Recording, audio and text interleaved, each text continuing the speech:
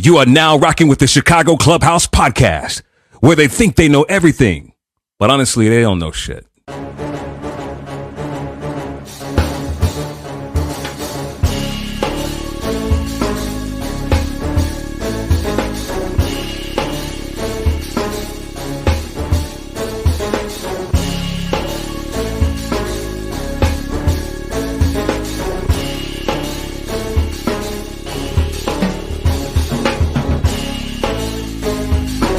These summer league games and they tell you about these new up-and-coming coaches. I think we should get rid of every motherfucking owner in Chicago. Enzo and Caruso, both when they are on the court, are like your defensive generals. But they need to get that strong safety who's not scared to hit somebody.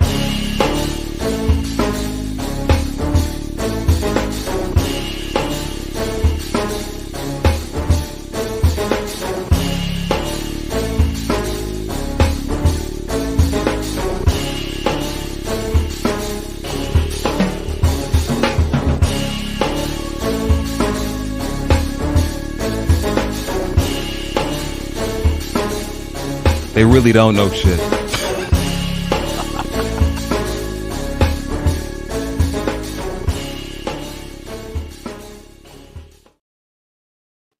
Welcome back to the Chicago Clubhouse Podcast, where we think we know everything, but we don't know shit. But before I get into anything, I do want to give a heartfelt condolences to all the families in Buffalo who lost their loved ones in that terrible snowstorm. That makes our problems look like nothing when you think about that. We're complaining about cold and a little bit of snow. They're out there dealing with that. So that's a big thing. But before I said anything, got into any kind of jokes or any kind of laughter, I wanted to put that out there first. Now, let's talk about this football game that we saw on Saturday. It was cold. It was cold as hell out there. Yeah, I braved the cold. I took my ass out there. It was freezing. But I mean, 8 in a row. We lost 8 in a row. 8 is enough. Remember that TV show, 8 is enough? I was just barely born, so I don't really know, but I thought it was clever. Anyway, so they dropped 8 in a row. So I think the tank is kind of clear. It may not be a tank, but they're not necessarily putting their best foot forward. They're just trying to see what they have, I guess, or let people play. But they aren't necessarily trying to win these games. There's no point. And right now, as it stands, we sit on the number 2 pick. Number 2. So that's great. That's awesome, actually. They aren't gonna beat Detroit. In Detroit, they aren't gonna beat them. They may beat Minnesota, depending if Minnesota rests their people. So, I mean, we'll see. But as of right now, we got that number 2 pick. And I think Ryan Poles, he is rather pleased with that. So we'll see what happens. But I think they'll lose out. They should. We have a great show lined up, potentially. We were supposed to have this guest last week, but he couldn't make last week. So he said, well, I'll come this week. So we're supposed to have him this week, but we have not heard anything from him. So we're going to keep our fingers crossed. Hopefully he'll show up. But if he doesn't, we still have a lot of football to talk about. And let me bring in my dudes. First up, my man, the stat man who knows every single stat from every single team, basketball and football, since the 80s and 90s, my man, JB. What up, JB? What's going on, T? Man, I can't call it, bro. You got the best hand. Man, just out here, happy holidays to those. Well, I seem a little close. You bag that thing up. I seem a little. Hey, you was awfully close, bro. You like this. Like, what was that about? But anyway, happy holidays, everybody out there. Technical difficulties, it's a real thing in this world. Shout out to Morris Beer. Raise your standards. Shout out to Terramana. Hopefully a new plug. Hopefully a new sponsor. Because other than that, I don't have nothing to be happy about besides family and friends, man. Because I'm happy about Justin. Let me take that back. I'm happy about Justin. Justin, yeah, I'm happy about Justin, even though he only threw for 69 yards. I'm happy about Jaquan Brisker. That's about it. Yeah, I'm happy about Jaquan, and I'm happy about Kyler. Oh, Kyler, forgot about. Yeah, you see what happens when he goes to the outside? He actually looks like an NFL player. Wish somebody that was on the coaching staff thought of that. So they should all be saying that in the front office. Why the fuck were we playing him inside in the first place? Don't know what they're doing, but I digress because my Christmas wish list didn't come true because I would have loved for them to fire Eberflus and tapped on Sean Payton's shoulder and been like, "Come on, man, let's win this next year." But we don't always get what we want for Christmas. Not always. You got that right. So let's bring in our next part of the All-Star team. My man that got that Hawk talk. But we ain't talking about no Black Hawks tonight. My man Frank the Tank. What up, guys? Since you're sponsoring, I'll shout out to Wild Turkey if they want to maybe jump in on this too. Black Adam. I'd love to have Black Adam. Rock. That's for damn sure. Love to have Black Adam on here. How you guys doing? Oh man, I'm great. Can't believe you didn't give a shout out to Gordon, man. But I agree. I said from week 1, why is he a nickel? He is a corner. He is an outside killer. But they decided to put him in nickel. And he improved at nickel. He did improve throughout the year at nickel. But once they put him back on the outside, man, he was what Stephon Diggs had 1 catch yesterday or on Saturday. 1 catch. And he was on him the entire game. Yeah, man. Yeah, Kyler. Well, you also forgot to give a shout out to the Houston Texans because now they just gave us even more hope because they won. And now if we lose out and they win 1 game, we have the number 1 seed because they have a tie on the record. Oh, okay. All right. They have a tie on the record, which gets but didn't we beat them? But they have a tie on the record. They have a half a point above us. It's not a tiebreaker. Yeah. I looked that up because I saw that on another podcast. I looked it up. I was like, oh, no kidding. I mean, I don't care. Well, I do. I think you're going to get a lot more for number 1 than you would for number 2. Yeah. The difference between 1 and 2 means nothing. Right now, we're focused on where we're at. We're at number 2. We're going to focus on that because then you have to rely on them to do this and then this to happen and the wind to blow to the east.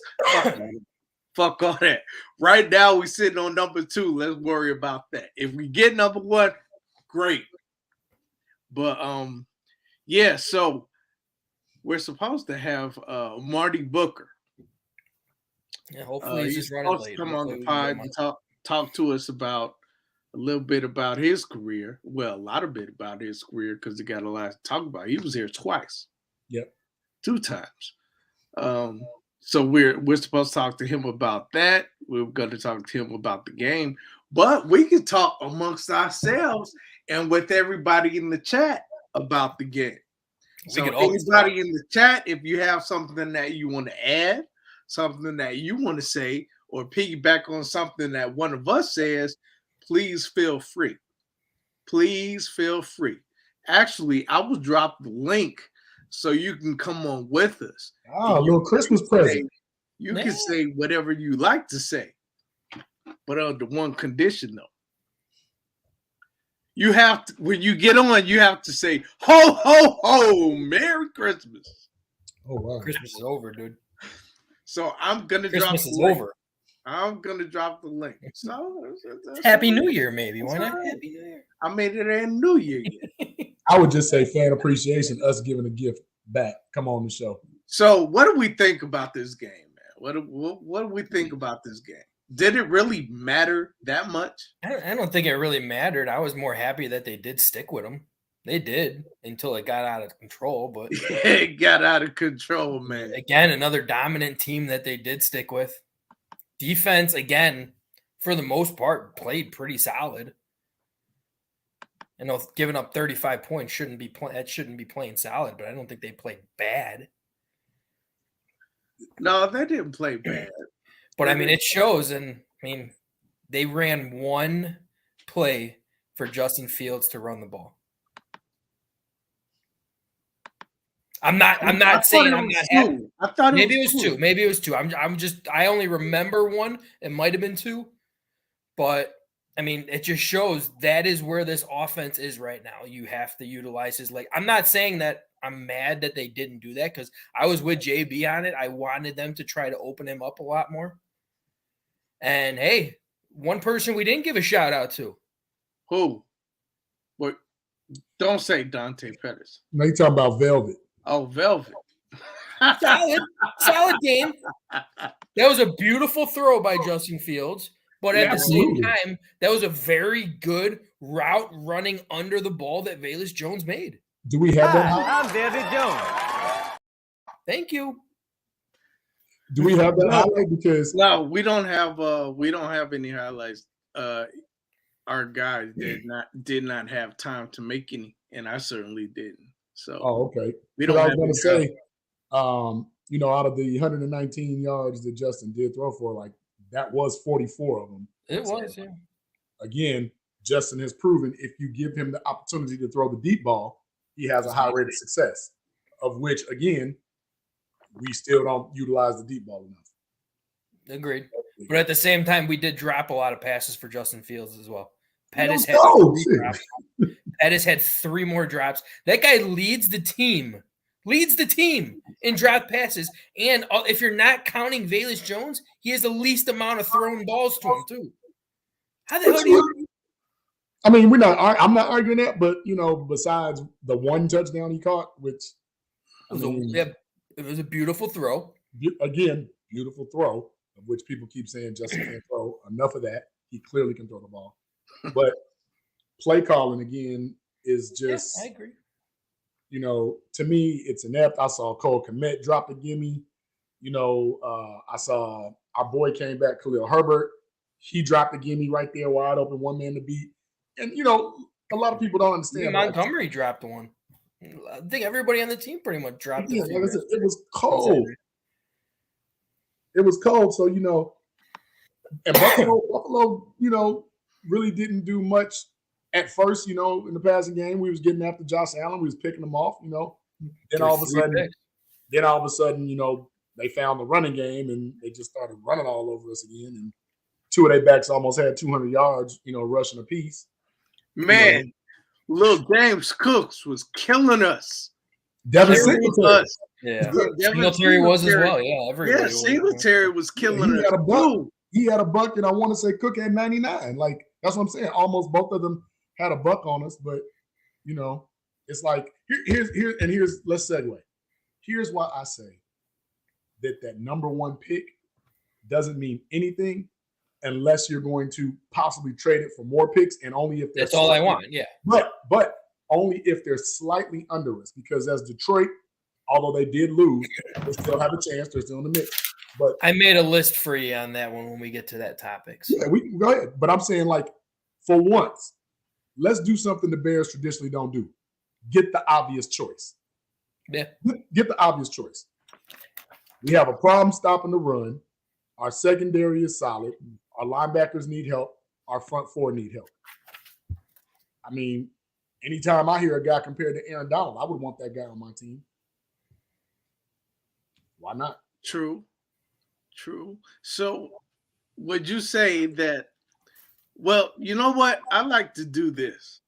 I want to throw a couple names out here, and I want you to give a pass or fail grade from this previous game. And then I'm going to ask the same question about the season so far. Okay. All right.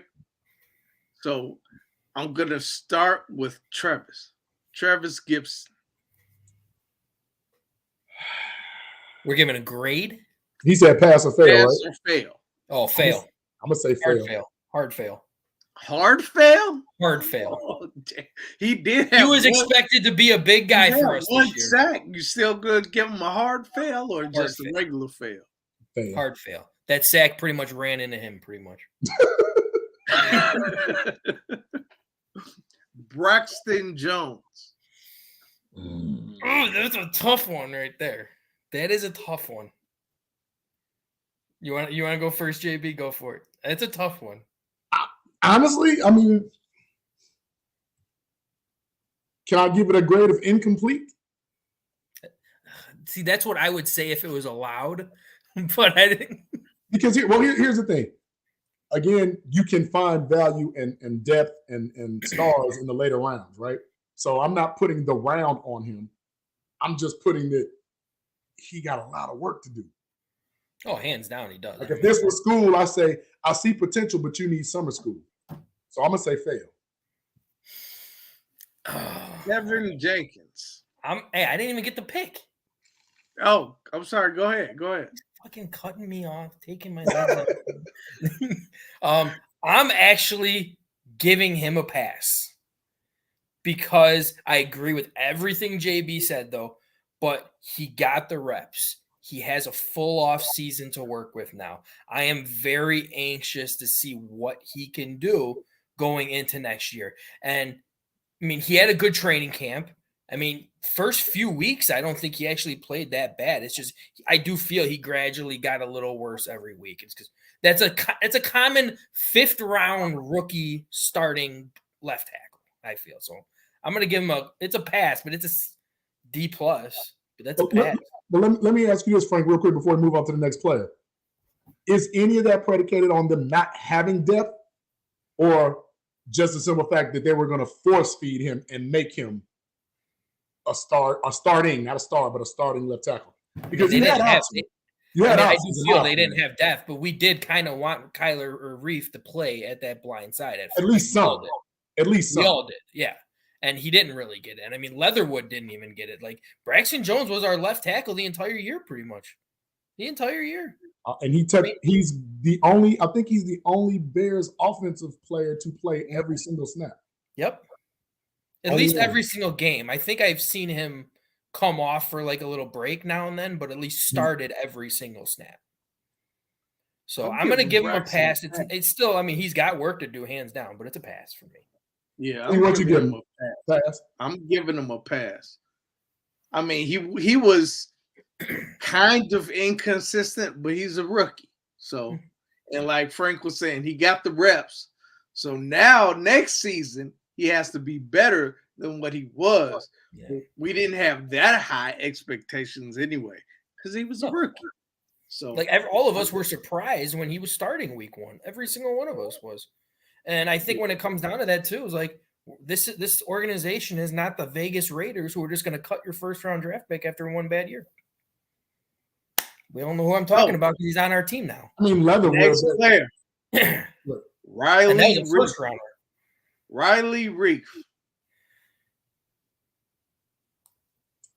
I'm going to have to say a fail because I haven't even seen anything. So am I. I haven't seen anything. It's a fail because we haven't seen anything.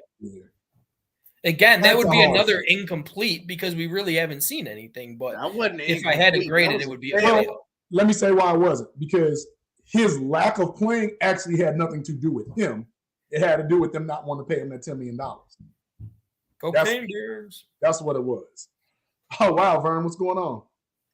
I got to watch this show. I heard that's a funny show. But here's the thing. Will he be on the team next year? I don't believe so. I think hell no. Reef. Sorry, we're talking about Reef. No, I don't think he will be either. No, Reef. We need to go sit his old ass. Because remember, before he got injured, we had picked up the kid from Minnesota. to come and play a little swing tackle. Dakota Dozier. Yeah. So remember, he was in the mix too. So I mean, if I had to pick, I'd pick Reef over Dozier, though. I mean, I guess the price was a big difference. The price, both of them are busts. We did pay a good amount for Reef. Well, that's what I'm saying. He had the $10 million. I don't know if it's called an escalator clause or whatever it is, an incentive clause, where he could have made $10 million. Well, a lot of that had to do with him playing, and for like the first 5, 6, 7 weeks, he wasn't playing. Yeah. So that's why I say if we could give a grade of incomplete for him, only him, because it wasn't like he didn't produce. He wasn't given a chance to produce. He was kind of thrown in because of injury, But I'll still say fail. Yeah, me too. You said all that to say the best ability is availability, whether the coach plays you or not. Lay the facts down. When you out on the field, you got to produce. Yeah. If you don't produce, you fail. Easy. And he didn't produce. He failed. So now I'm cringe. Now he go sit his old ass down. Who you got next? Oof. Mike Schofield. Big fail. Huge fail. Huge fail. Yeah, we don't even need to talk about that. Next. Huge fucking fail. Jack Sanborn. Pass. I mean, pass. You have to pass that. Yeah. Colorful pass. Colorful pass. Very, very strong pass. He exceeded all expectations. Absolutely. He was more than just a special teams player. He wasn't we all thought he was only a special He wasn't even drafted. Nope. Yeah, he definitely exceeded all expectations. And he wasn't drafted because of his athleticism. That was the key thing on his card. He wasn't athletic enough to be a middle linebacker in the NFL. Sometimes I wonder who are these scouts, man? Because what are they looking at? Some of these kids can play. Because I mean, that's one thing. The Bears were extremely excited when he did not get drafted.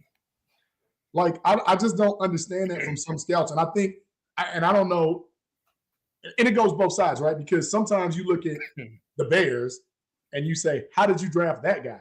But then they get a diamond in the rough and caught lightning in a bottle with Jack Sanborn. So it's like, maybe they should get like some better scouts or a collaboration of scouts or something, because something ain't right. Agreed. And I'm waiting for you to say two names till you ain't said them yet. I'm waiting for one, and I know we're both all waiting for that one. Just say it and get it over with, please. Okay, so staying on the defensive side of the ball. Come on, it hurts you. Come on. Eddie Jackson. Pass. What? Pass. You cannot say that he was not a pass this year. You can't say that. Prior to him getting hurt, he was looking like Pro Eddie Bowl Jackson Eddie. either. I'm not a fan, but he's a pass. He had a phenomenal year. Okay. All right. I'm not saying that 2018 I don't like year, Eddie but Jackson. Year. However, he wasn't terrible. I'll take that. That's He good wasn't. coming out of your mouth. He wasn't terrible. That is good coming out of your mouth. I'm not going to say he was How did good that feel? It's like before he got hurt, but he wasn't solid C. Solid C. T. Solid C. Yeah. You give him a solid C. No. C minus. Yeah, I give him a C minus. Okay. So he passes, but he still got to go home with a letter. He's still that guy that you just got to go home with a letter to his parents. He got a C minus. You got to get that signed by your parents, dog. But I give him a C minus. He wasn't terrible. Fair enough. Jaquan Brisker. Move on. We all know the answer to that. Super pass. Yeah, that's a super pass. Super pass. That's a Superman pass. The best defender we have on this team. Put it this way: you better put some coin aside. Yeah, lock him up early. If he has another good year next year, knock him up early. So Jaquan Brisker actually had a decent game on Saturday. He did. He missed one big tackle. That's all I remember. He did miss one big tackle. Yeah, he missed one. But he had other than that, he had a decent game. He had a decent game. I love, I was really pleased at that. And it seems like they all had slight problems with the temperature out there. Sometimes I couldn't hold on to the ball. It was so goddamn cold. They couldn't. But if you notice the position, because he kind of played that Jamal Adams position this week, and he took a lot of those intermediate to deep reads away from Josh Allen, which I really like. And he also proved, like, you know, when he comes down on that line, he doesn't he lead the team in sacks or second in sacks? I think he does. I think he I'll does. have to look that up. I'm not sure. Yeah. I know when you're coming up on the line, he probably leads. Yeah. So that kid is. We don't have linebacker sacks. That kid is a gamer. So on to the next person. Stand on the defensive side of the ball. Nicholas Morrow. Fail. He got to go. It's He got to go. A fail. I agree, but he did. I do feel he got better when Roquan left. Hopefully for somebody else. Position. Hopefully for somebody else. Yeah, but I don't. Unless you're gonna get him. Maybe calling a timeout. He calling a timeout. So he got better. He improved when Roquan left. Oh no! Let me rephrase that. Actually, yeah, please, yeah, because I was about to say after Roquan left, I take that back. He was really bad. He was really bad, but gradually got a little better. He had a solid game last week, but he hasn't given us any good games. I'll say this to your point. I think the Bears played him out of position from jump. You know, I have a little conspiracy theory on that because as soon as Roquan was traded, Morrow went to the strong side linebacker. Jack Sanborn went directly in the middle as an unproven, undrafted, ungame played rookie. Went straight to the top spot. Morrow, I think, is more weak. But what I'm saying is, oh, right, because Adams came back. Right, he went to the wheel. But what I'm saying is, all of those first few games, while Roquan was here, oh, he's now the middle. Nicholas Morrow's a great middle. He's side to side. Nicholas Morrow was terrible at middle linebacker. Nicholas Morrow was not a middle. They just did not want to put Roquan out there because they prayed to the Lord in football, guys. He don't ball out. Because if he balls out at middle linebacker, we got to give him 20. Got to give him 20. And you cannot prove to me otherwise that's not what happened. Because it's a little ironic. It's a little ironic. The minute Roquan gets traded, they bring up Sanborn, put him dead in the middle, and move Morrow. That's got to be telling. Let me ask you this, though. Morrow, if he takes the exact same deal to come back for another year, would you take him? Because we got him cheap. I don't think it would hurt. No. Depth. If we get somebody better, then he's a depth guy. Because we didn't pay him like anything. Because we signed him on literally a prove it deal. Well, he was kind of on that this year because what did he prove? He didn't prove that he was worth more than a prove it deal. He proved he can't play middle linebacker. That's what he proved. I'm straight. I'll sign my mama before I sign him. I'll say this in fairness to him. If we don't draft or get anybody else a free agent, then yes, I would keep him. I would too. So as a last resort?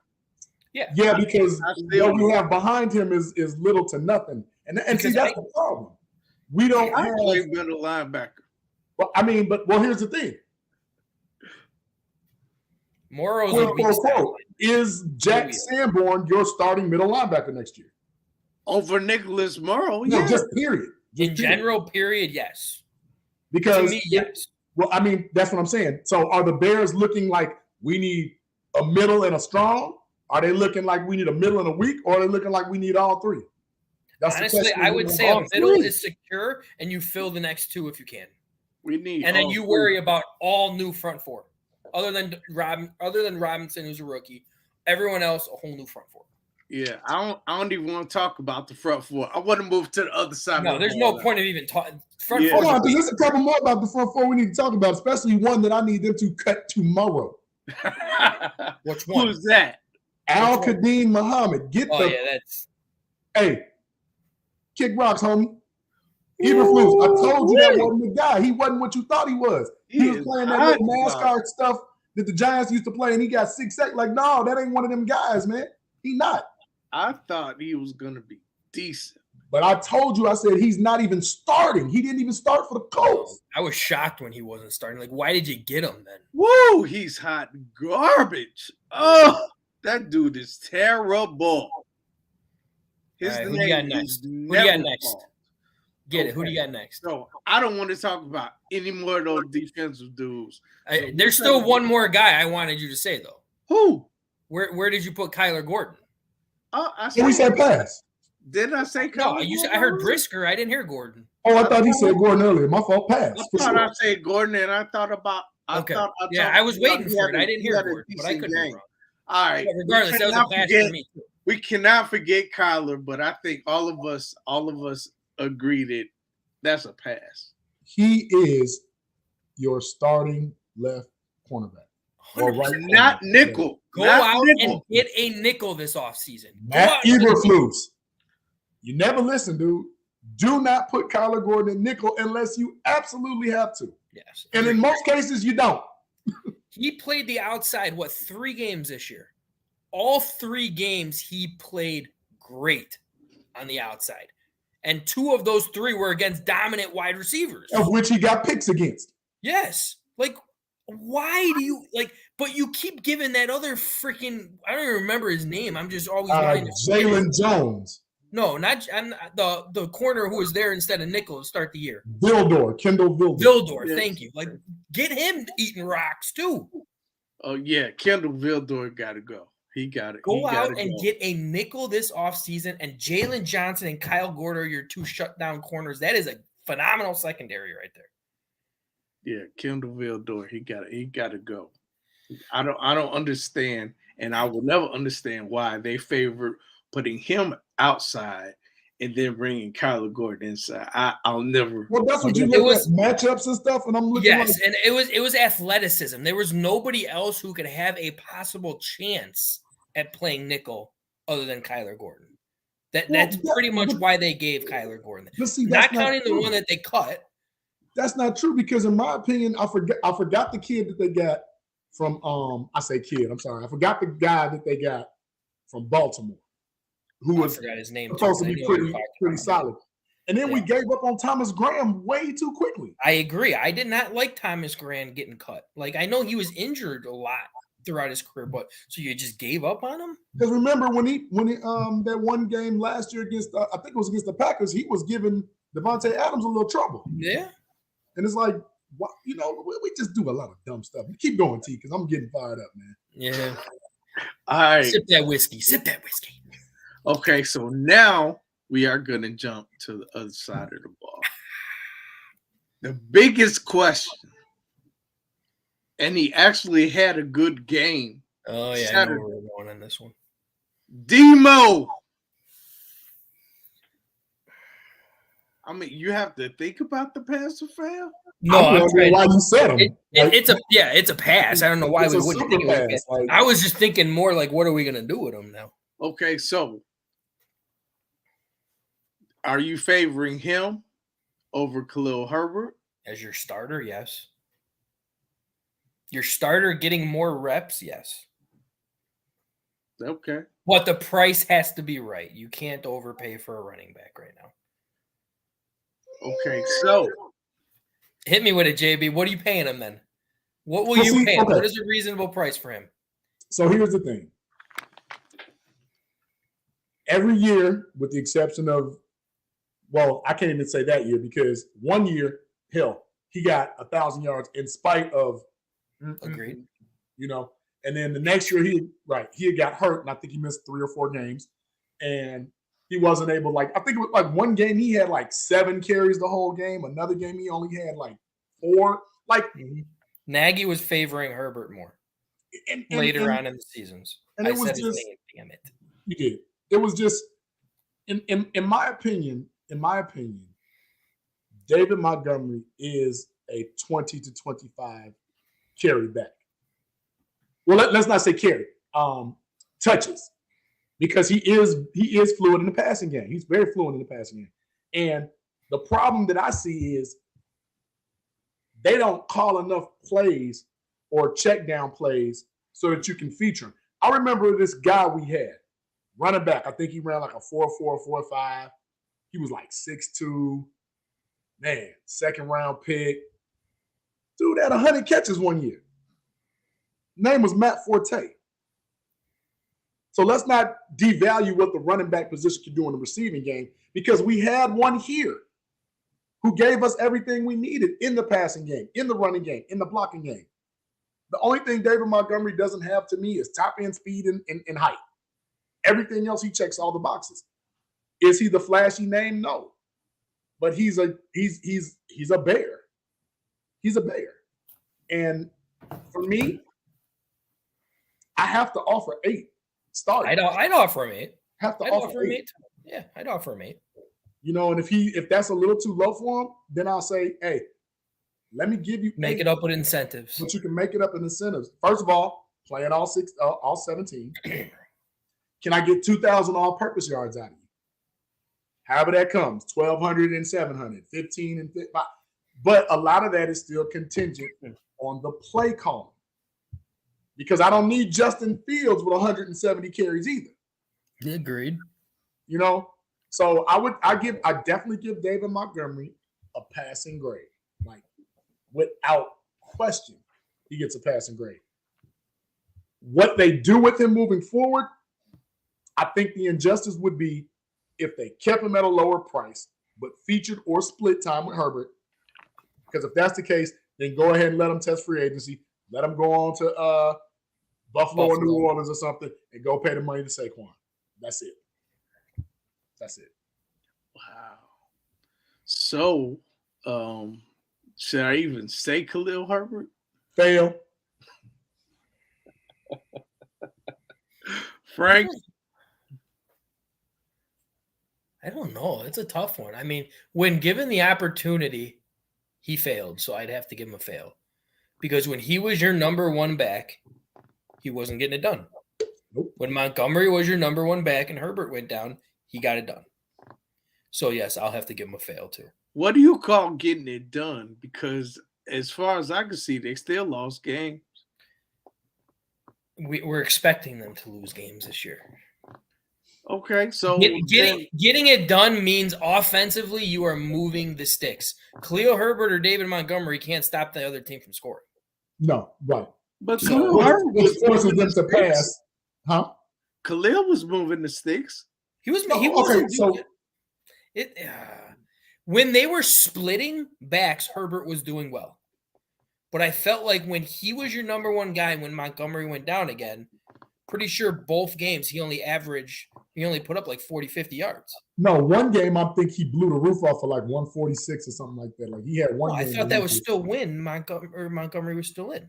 I thought that because Monty missed what, two games? 2 games, I think. So right, he missed 2 games. So he might only miss one. He might have missed one. Maybe it was just Yeah, I one. think he only missed one. But I know when Herbert had that monster game, what you're talking about, David Montgomery was still in the backfield because he didn't have a bad game either. Well, was that the game he got hurt? Ooh, that might have been the game he got hurt, actually. Because there was a couple times in the red. Because remember, there were a lot of times in the red zone they took Montgomery out, put Herbert in, and Herbert couldn't get in the end zone. We're like, we have Kari Blasingame at fullback. We have David Montgomery, who's known for breaking that first tackle. Fullback, tailback, power football, go score. They didn't do that. Play call. But David Montgomery this year, I mean, in spite of it all, I mean, I think he's got like 700, 7 and some change, I think.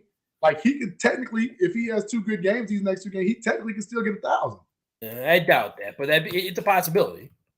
Like look it up. Does he even have, I don't even I'm think doing that right now, yeah. Does he even have 200 carries this year? I don't think so. No shot. Well, I give Khalil Herbert a pass, but I am only playing devil's advocate because I would keep David Montgomery if I had to choose between the two. I like the two as like a double-headed monster. 188 for 756. So you know what I'm saying? I say 700 and 4 yards per carry, yeah. That's production, and he's not even getting the ball. And he's got 304 yards in the passing game, too, with 32 receptions. That's actually down for him. So I mean, I'm not dissing Justin Fields, Debo. but Justin Fields does need to get better at his checkdowns. I will admit that. I think it's got to get called more too. But a lot of his checkdowns was just running. So let's move on to another player. Get it. Ryan Griffin. Is that like the ninth string tight end? I haven't seen enough of him to. Yeah, I mean, I saw a few drop passes and a lot of missed. We're talking about of what you have seen of him. What you have seen of him this season. Haven't seen him. Like I mean, I've seen him. If we have to choose him, I'd have to give him a fail. I've seen him enough to know it's a fail. Yeah, I'd have to give him a fail. Okay, then if that's the case, you got to fail Wesco too. Huh? Don't you have to feel Wesco too, or Wesco, whatever his name is? Absolutely. Like, because we just absolutely. Why, if they're any good, I think they will be used more. I think they will be used more, even though our offensive coaches, sometimes it seems like they bread ain't all the way baked. But still, I like that, bread ain't all the way baked. But still, if a tight end is good, you're gonna find a way to use them at least more than they use Cole Kmet. Shit, I mean, I'm not looking for Travis Kelce, but damn, I mean, if you have a more than serviceable tight end, you're gonna use them, especially in some of the sets that the Bears had. So that just sucked. When we're talking about the dual tight end, I think it's 12 personnel or whatever, or 11 personnel, whatever it's called. I can't remember right now, but most of them in that was in a max protect, and only 2 receivers went out. So were they really brought to show us anything in the passing game, or were they just an extension of the line because the line was that poor? I think that's a huge part of it. There's always going to be. You always are going to have multiple options to pass. You're going to have wide receivers. If the play is drawn that way, though, T. But they have plays drawn. They have plays drawn up that way. We didn't see. They have those plays. I don't think we saw enough. We saw. That Denny's menu guy has a whole basement full of plays. We didn't see that whole basement. We saw him with Cole Kmet, but because Cole Kmet is so slow and so weak. I don't know if I could give him weak. They kind of abandoned that. Yeah, Cole Kmet is. I mean, I'm not talking about strength. I'm talking about he weak as hell as a player. I'm not talking about strength. So far, we know. What? He does have 5 touchdowns for you. Only 44 receptions and 5 touchdowns. That's not what. So I mean, yes, we wanted more yards for him. I mean, you can stand in the end zone and catch a football, right? What? You can stand in the end zone, catch football, and say, "I got a touchdown." No, I'm talking about not if you're Pettis, he's going to drop it for the touchdown. I'm talking about the work for the touchdown. He's got to improve his route running. He's slow. He's slow. And he needs to speed it up. He does. He needs to figure out a way. He's like a turtle. He's never been a fast guy. He's like a turtle, man. If he's going to catch. So wait, are we doing Cole Kmet? Did we just shift to Cole Kmet now? No. We didn't finish with Ryan. Was Gronkowski fast? Gronkowski wasn't fast. I'm not comparing him to Gronk. Don't think that I'm comparing him to Gronk, but Gronk's not fast either. Tight ends don't have to be fast. And then we got this clown. Look at this clown. Doesn't even give us any freaking highlights. Wait, he just said 5 TDs in 2022 for a tight end is a lot. What game you watching? You don't get your monkey ass for a Bears tight end, not counting. No, he said for a tight end. You didn't say for a Bears tight end. For a lot of tight ends not named Kelce, that you know what? I'm looking that up right now. Tight ends most touchdowns. Obviously, we know Kelce's top of the list. That's not a lot. It's good. It's good, especially for him. He only had one last year. I wouldn't even say good. I would say it's not terrible. I would say it's not terrible. Okay, so now let's grade Cole Kmet. He's a pass for me. It's a low pass, but he's still passed. And it's honestly, he really only passed because of that stretch of 4 games where he had 5 touchdowns in 4 games. I'm gonna give him a low pass, like a low pass, like a C- pass. We wanted more from him this year. There's no question about that. But he still gave us a lot more. Justin needed him. Needed him. More He didn't get the ball thrown to him. He was blocking most of the time. Or he was just too fucking slow. Oh, there we go with the slow again. Yeah. I mean, come on, Frank. You know it's true. Or he was just too slow and didn't create any separation. Let me throw this on the table. Cole Kmet is third in the NFL amongst tight ends and touchdowns this year. Third. Let me put this out to you. Is excuse me. Kelsey and Kittle are above him. Is what we're looking at in Cole Kmet. Of course they are. Is that what we thought he would be in his third year? Is this what we thought he would be in his third year? Love you, EZ. Yeah, he did have a lot of third down conversions too. So what? It's not a so what. It We is had one of the worst third down percentages in the last 4 years. So what? We had the worst third down percentage under that Denny's piece of shit for the last 4 years. This year we were third in the NFL in third down conversions, and we have 3 freaking wins to show for that. I don't understand. Yes, you do. We'll talk about it later. But that comes down to Fields' legs. That's why. Go back to what I just said. In this third year, is Cole Kmet what we thought he would be? No. I wanted more. No. Just by that logic, I have to say fail. Wow. Shit. I wasn't going to go that far. They always say that the 2 best friends of a rookie or first year or second year quarterback is a good running game and a tight end. We got the good running game, we don't have a tight end.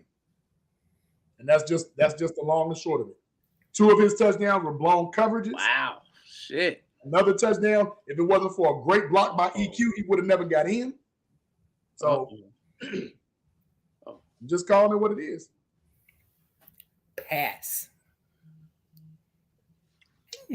Dante Pettis. Oh, fuck me. Move on.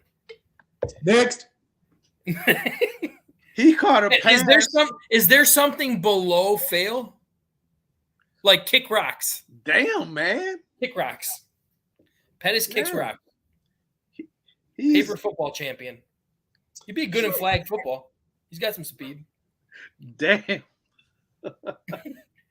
I would actually give him a really low pass. He started out terrible. Oh, he was terrible.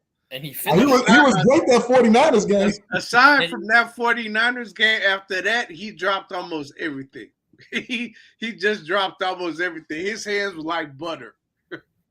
It's not even butter. There are no hands. He's catching them. But returning kickoffs, not bad. Actually, returning kickoffs, he actually caught the ball, unlike some guys that we previously had. That's it. I'm coming on. Oh God, don't put him on. You're not coming on unless we let you on. Can we put a blank screen up? So he actually caught kickoffs. So for his role in kickoffs, I would give him a low pass. I would give him a low pass just for his role on special teams. But I give him a fail because he is still probably our best route runner. I will admit that. He probably is one of our best route runners on the team, but he can't catch a freaking ball to save his life.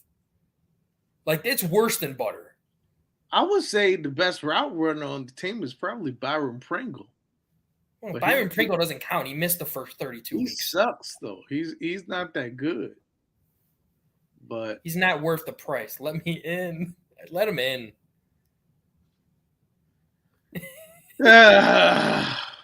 JP, what say you? I mean, let's kick it off because, Frank No. gave some misleading I'm- information, but you know, I'm talking about Dante Pettis. I'm not talking about the other issue we're talking about right now. you know what? Because the special teams game is so hard, and he was, you know, moderately productive.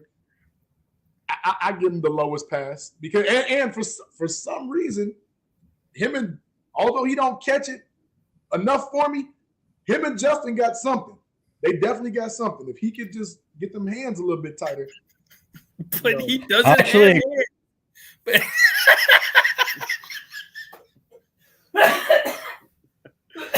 No, it does not happen unless Terrence says it happens. God damn it. made me choke on my whiskey. Now I will bring him in.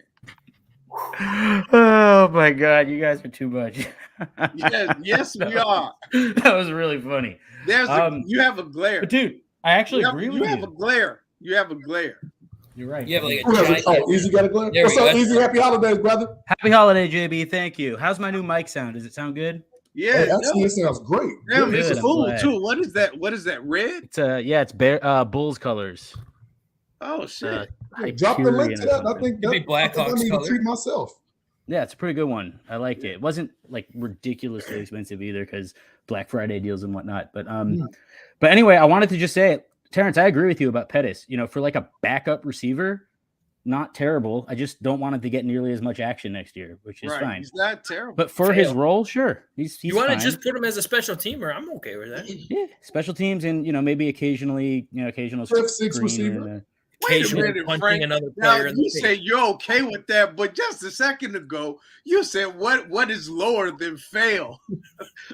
Damn. I'm so sick and tired of the drop passes. I can't take this shit anymore. Like Oh, it is so ridiculous. dramatic. Like he is.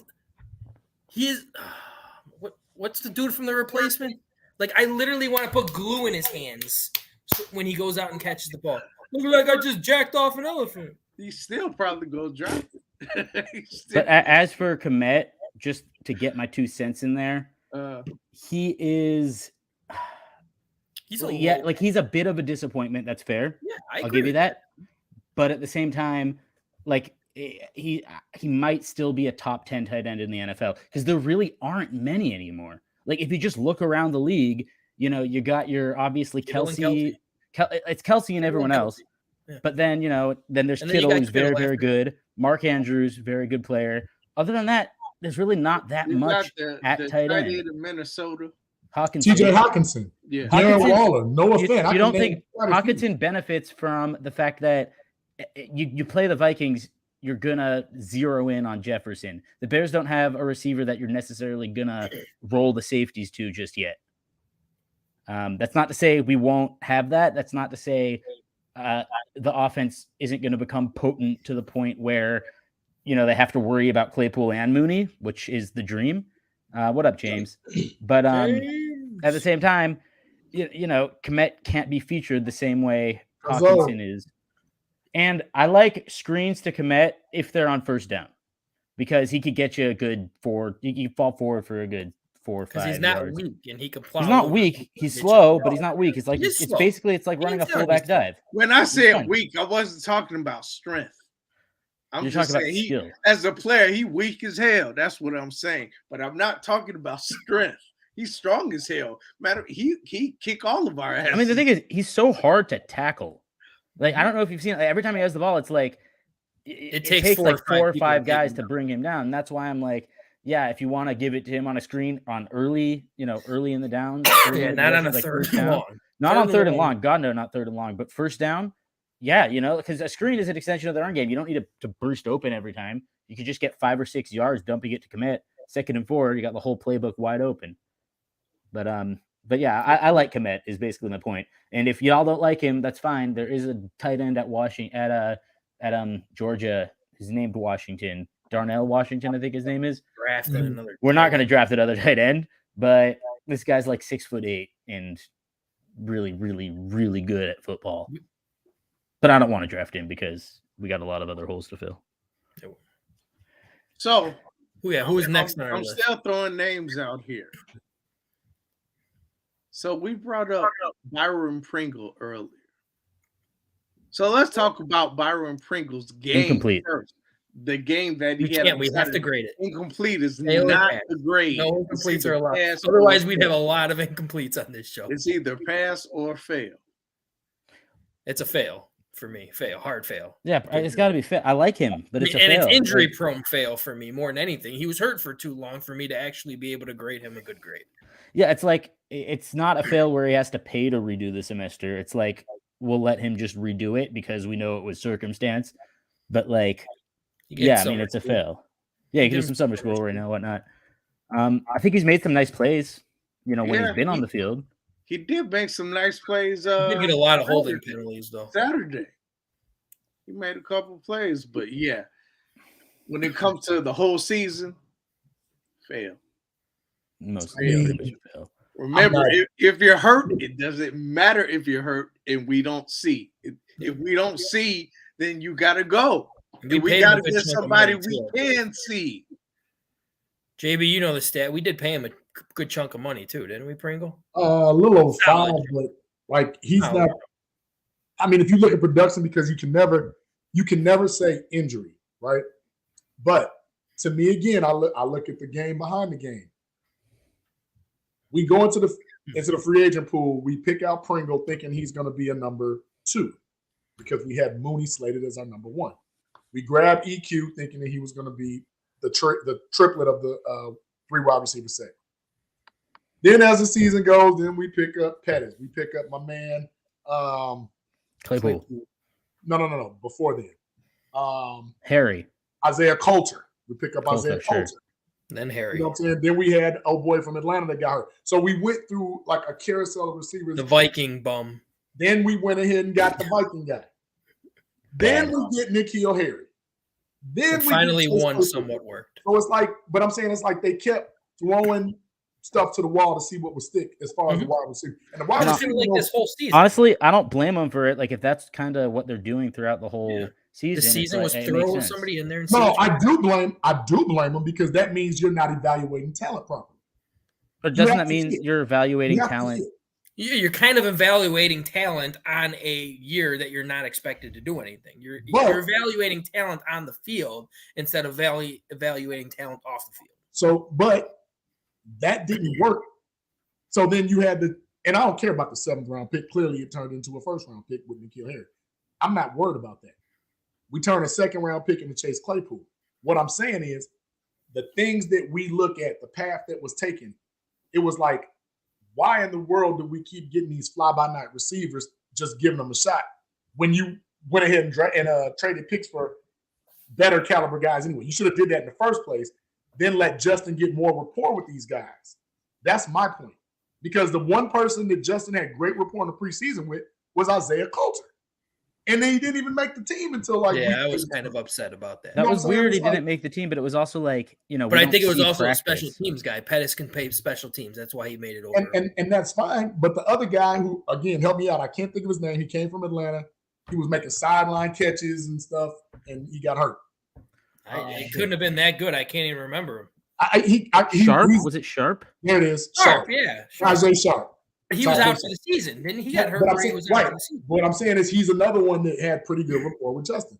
Just last week, week before last, remember we had a guy named Simba Webster. I'm like, who the hell is Simba Webster? Like, I've never heard of this guy. He's kind of been on and off the roster for a while. Yeah, he's been a practice squad guy. Again, a guy that just popped up. So, like I said, they're trying their best, in my opinion, to have something stick in this situation. I get it late in the year. That's fine.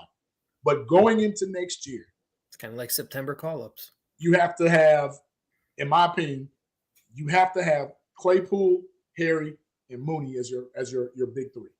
You have to. I agree with that. I absolutely agree with that. I mean, I think that's like, and I don't know why Harry hasn't gotten that many reps. It is a little concerning, but it's also, I understand if they want to kind of preserve him because, just for all the reasons that we've been talking about, which is rebuilding year. We hate the word tanking, but if we're tanking, then I understand why you don't want to put too much on him right now.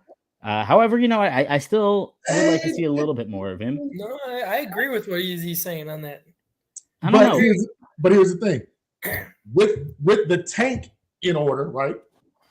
don't you kind of want to know what you have in him right now, as opposed to going into next year? With Sure, but I don't want to give too much film on him. Because they know what they have. Remember, what if they already know they have a feeling? They know who their starting people are next year. They know who's going to be your starters next year. Do they? I do feel they do. Because I read the article of what you spoke about earlier. I read the article, and that's very telling. Of what did the article say? T. Higgins. Oh, I read it. All right. Oh, trade for T. Did anyone else hear about that? Not just Adam Schefter. They're breaking down the actual trade. Wait, Schaefer or Schefter? Schefter. Sorry, Adam Schefter tweeted it. All right, that Bengals are interested. They're going to take calls and offers for T. Higgins because they do not feel, because they have to re-sign Burrow and Chase is their future number one, that they will not be able to pay T. Higgins what he wants. They're willing to move him and trade him. And the first name that came up on his list was the Bears have the possible number 2 pick in the draft. The Bengals want a future star defensive player. The Bengals would be interested possibly in trading for giving you T. Higgins, the 28th pick, a second-round pick, a third-round pick, and another third. Jalen Carter for T. Higgins? No, I would not do that. I think there are more talented, but more fucher draft picks. Right. I know you're just the messenger, but like I would not give up a player of the number 2 overall pick's caliber, whether that possible number 1 receiver though. Still, pass rush is the most important thing. I agree with that. We cannot get to the quarterback. Like that is the biggest issue. And I also agree with saying that too, because in free agency, there aren't a lot of stud defensive ends who are going to get to the quarterback. Right. And that's not to say like it's an amazing wide receiver free agency class, but we're seeing every year there are more and more talented receivers coming out of the draft every season. And I think receiver, honestly, isn't our biggest position of need right now. And I've said that, and people don't love that. I just think the most important thing right now is to prioritize getting people who can get to the quarterback. Because right now, there's 3 good quarterbacks in our division. You know, we laugh at Goff and Cousins, but like they're playing very well this season. And Rodgers, it's just something that he tweeted it, and it was definitely something interested to read about. No, absolutely. And I'd make that move if it was a second-round pick. Sure, I give up. Yeah, it was a second-round pick, absolutely. But they're going to try to maximize. They're going to fleece. That's what they do. Yeah, they wanted the second overall pick, and they give you 28, 2, 3, and another extra 3 next year. Here's my thing. Right now, we got a guy in Chase Claypool who had 9 receiving touchdowns his rookie year and 2 rushing with an aging Ben Roethlisberger. Then all of a sudden, he gets a hurt Ben Roethlisberger and then a mix of Kenny Pickett and Mr. Trubisky, and everybody wants to make it seem like Chase Claypool fell off the map. He still gave you a good, productive second year too, though, didn't he? I don't think that's – it was decent. It was solid, but it wasn't because of him. It was because Ben couldn't go to ball. He had injured Ben. Yeah, he had injured Ben and still gave up pretty damn good numbers. So here's the thing. What if Chase Claypool and or N'Keal Henry are like A.J. Brown? And now you got 2 of them. You have. That's what I'm thinking. I might have to say I don't think he's a number 1. He proved it this year. I'm just talking about the size, the speed, and the hands. That's all I'm talking about.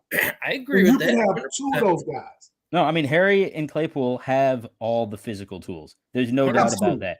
And people forget, you know, a lot of Harry's time in New England was when Cam Newton was there and he was very injured and COVID-ridden. Anthony, we are saying he has the potential to be a number 1. Potential. That's the key word. And that's not like, remember, A.J. Brown wasn't like, he wasn't this amazing. Look, he was a great receiver last year, don't get me wrong, but like he really burst onto the scene this year. And this is like what, year 4, year 5 for him? There's no reason why a guy like Claypool not or everyone Harry could be a Justin Jefferson and all that type of stuff. Yeah, as a matter of fact, I'd argue most receivers aren't like amazing right off the bat. Some of them, especially recently, like, yeah, there have been some that have been very, very good.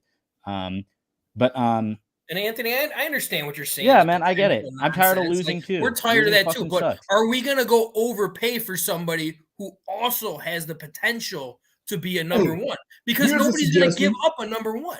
Here's a suggestion. Anthony, look at the link in the chat, man. Why don't you come on for about 10 minutes and talk to us? Because you got some compelling arguments. Right? And here's the thing. What do you want that's not available that we don't have in those three receivers. I've read rumors of DeAndre Hopkins. No. I I've mean, read that's rumors, a go veteran shoot the type guy, messenger. but it's a lot of money. It is for somebody who wasn't productive. The money isn't the problem; it's the assets that it's the problem. Like it depends on what it would cost to get a guy like him. Yes, Hopkins. I mean, you're not giving up a first rounder for him, obviously. Right? Oh, absolutely not. Not at 31 and coming off 2 years of injury. No. I mean, honestly, Hopkins wasn't injured; he was suspended.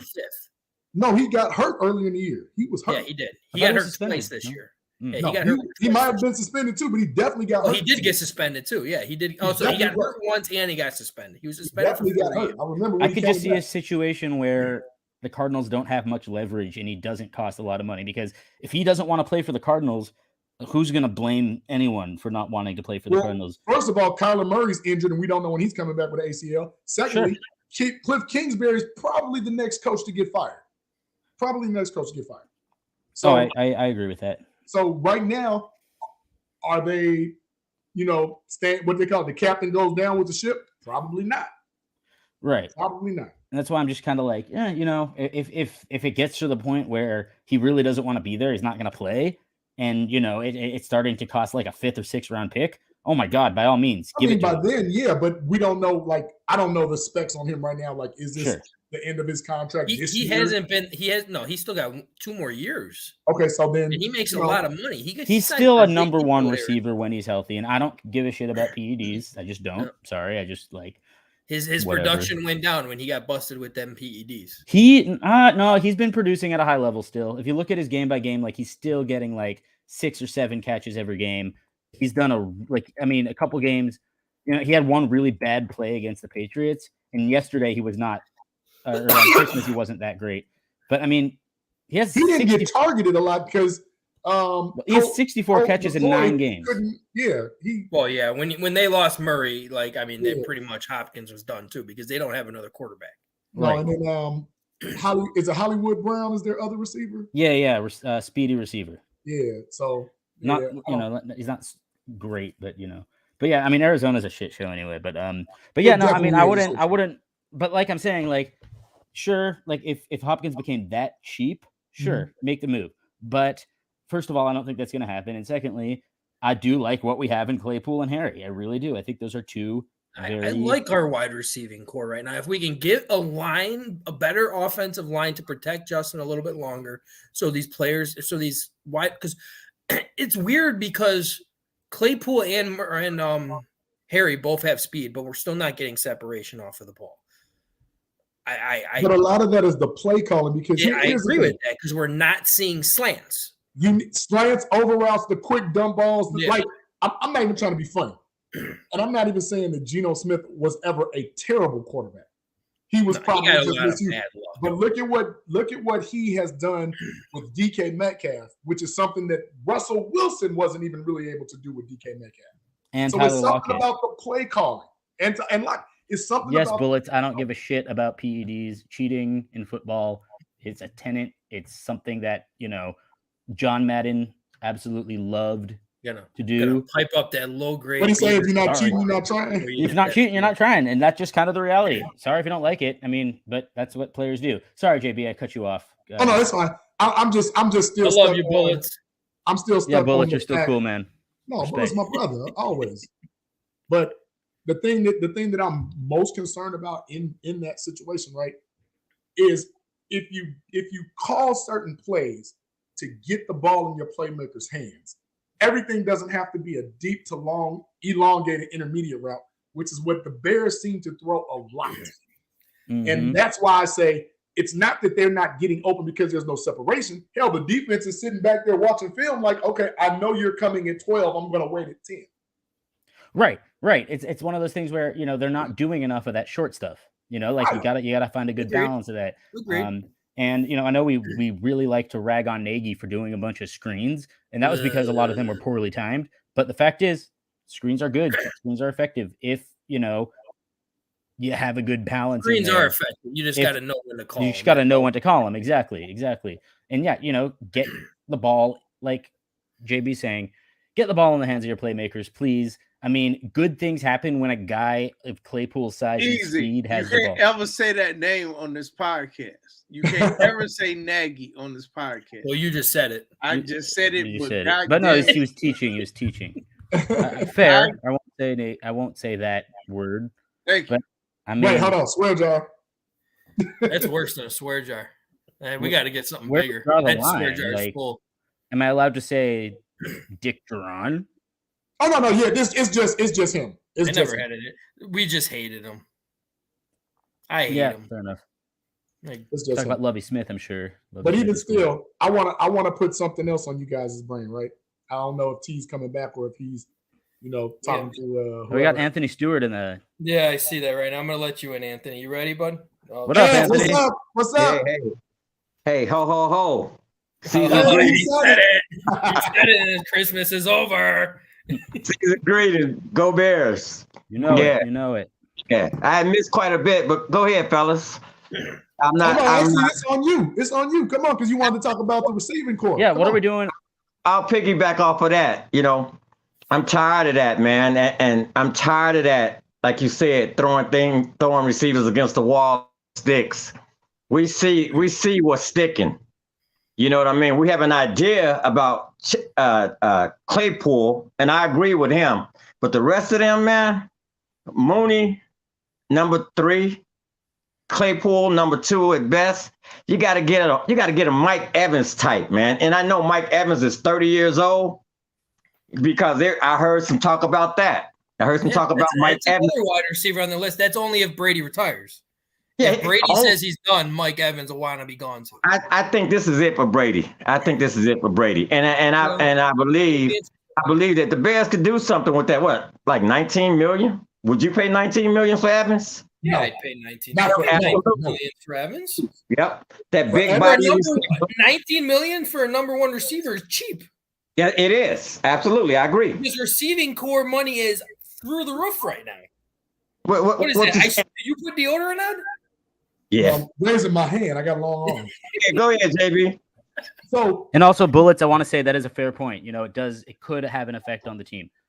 That's the one argument I'll give that's you. that's the main That argument. is the argument, I should say. That is And that's why I'm the- saying, I take a cheap flyer on Hopkins. Not we should go out and trade for him, but that's a fair point. Arizona's a train wreck in the locker room. They are a train wreck and a shit show at the same time. I didn't. Here's my thing with that.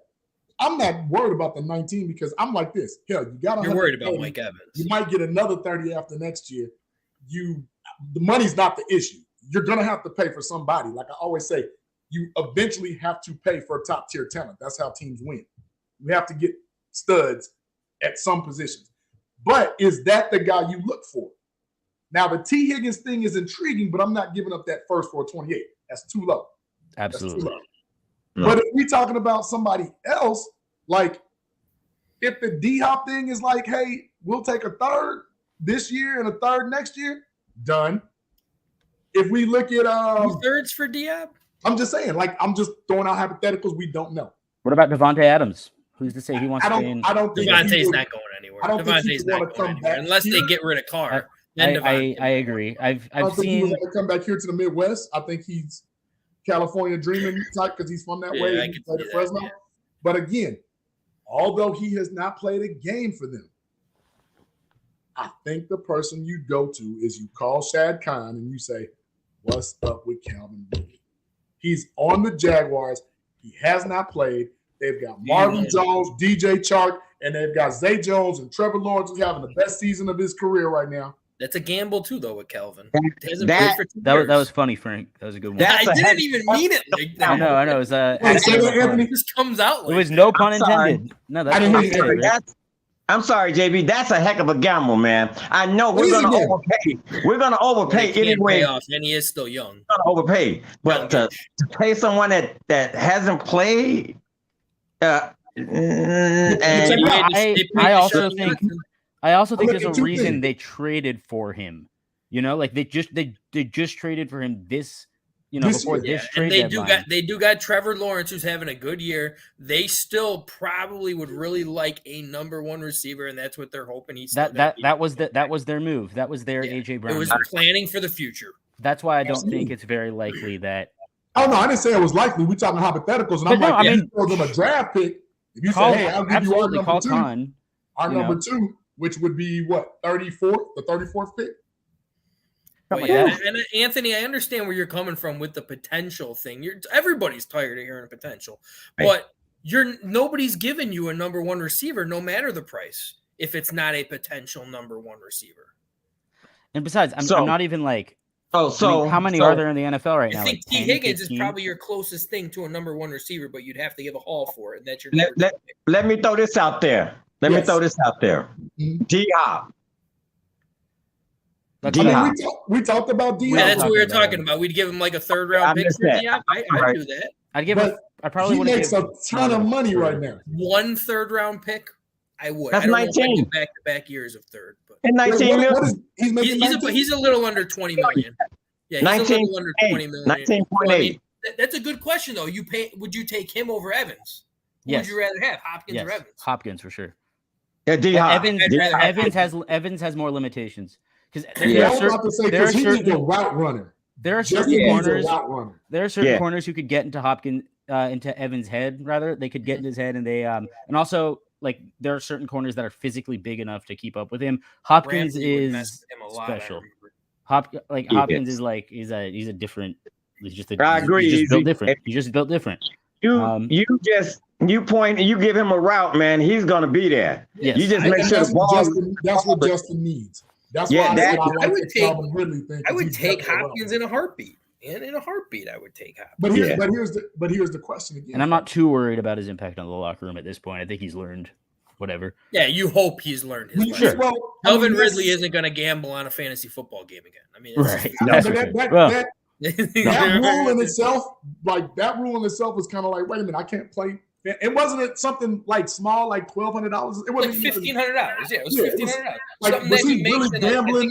I think they said it was something that he makes in 3 plays. $1,500.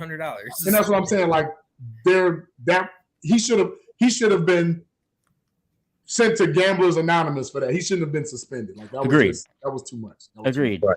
But Well also said, at the same Scott. time, Well just said. gamble on basketball, dude. Gamble on fucking MLB. Like, Or get somebody else to do it for you. That's all. Sure. But hey, like everybody else does. What up, JB? Hopkins? You're right. Like everybody else does. Send your cousin. Send your cousin. Oh, Scott, you just said it perfect right there, dude. Can you imagine buying a Hopkins Bears jersey, dude? Ooh. You wouldn't even need to get Your it name custom is made. Scott It would be Hopkins, dude. perfect. That would be. So wait, who gets number 10? Hopkins over Claypool. Claypool will give it up, I'm sure. Yeah. Y'all forget how good Hopkins was. You're not going to start Houston. a locker room. No, I don't forget because I think Bill O'Brien Sure. is the dumbest person walking to trade him in the first damn place. Give Hopkins completely. -1. Completely agree with that. That was a horrendous trade. So for wait, Houston. hold on. That makes me ask this question. Current company accepted.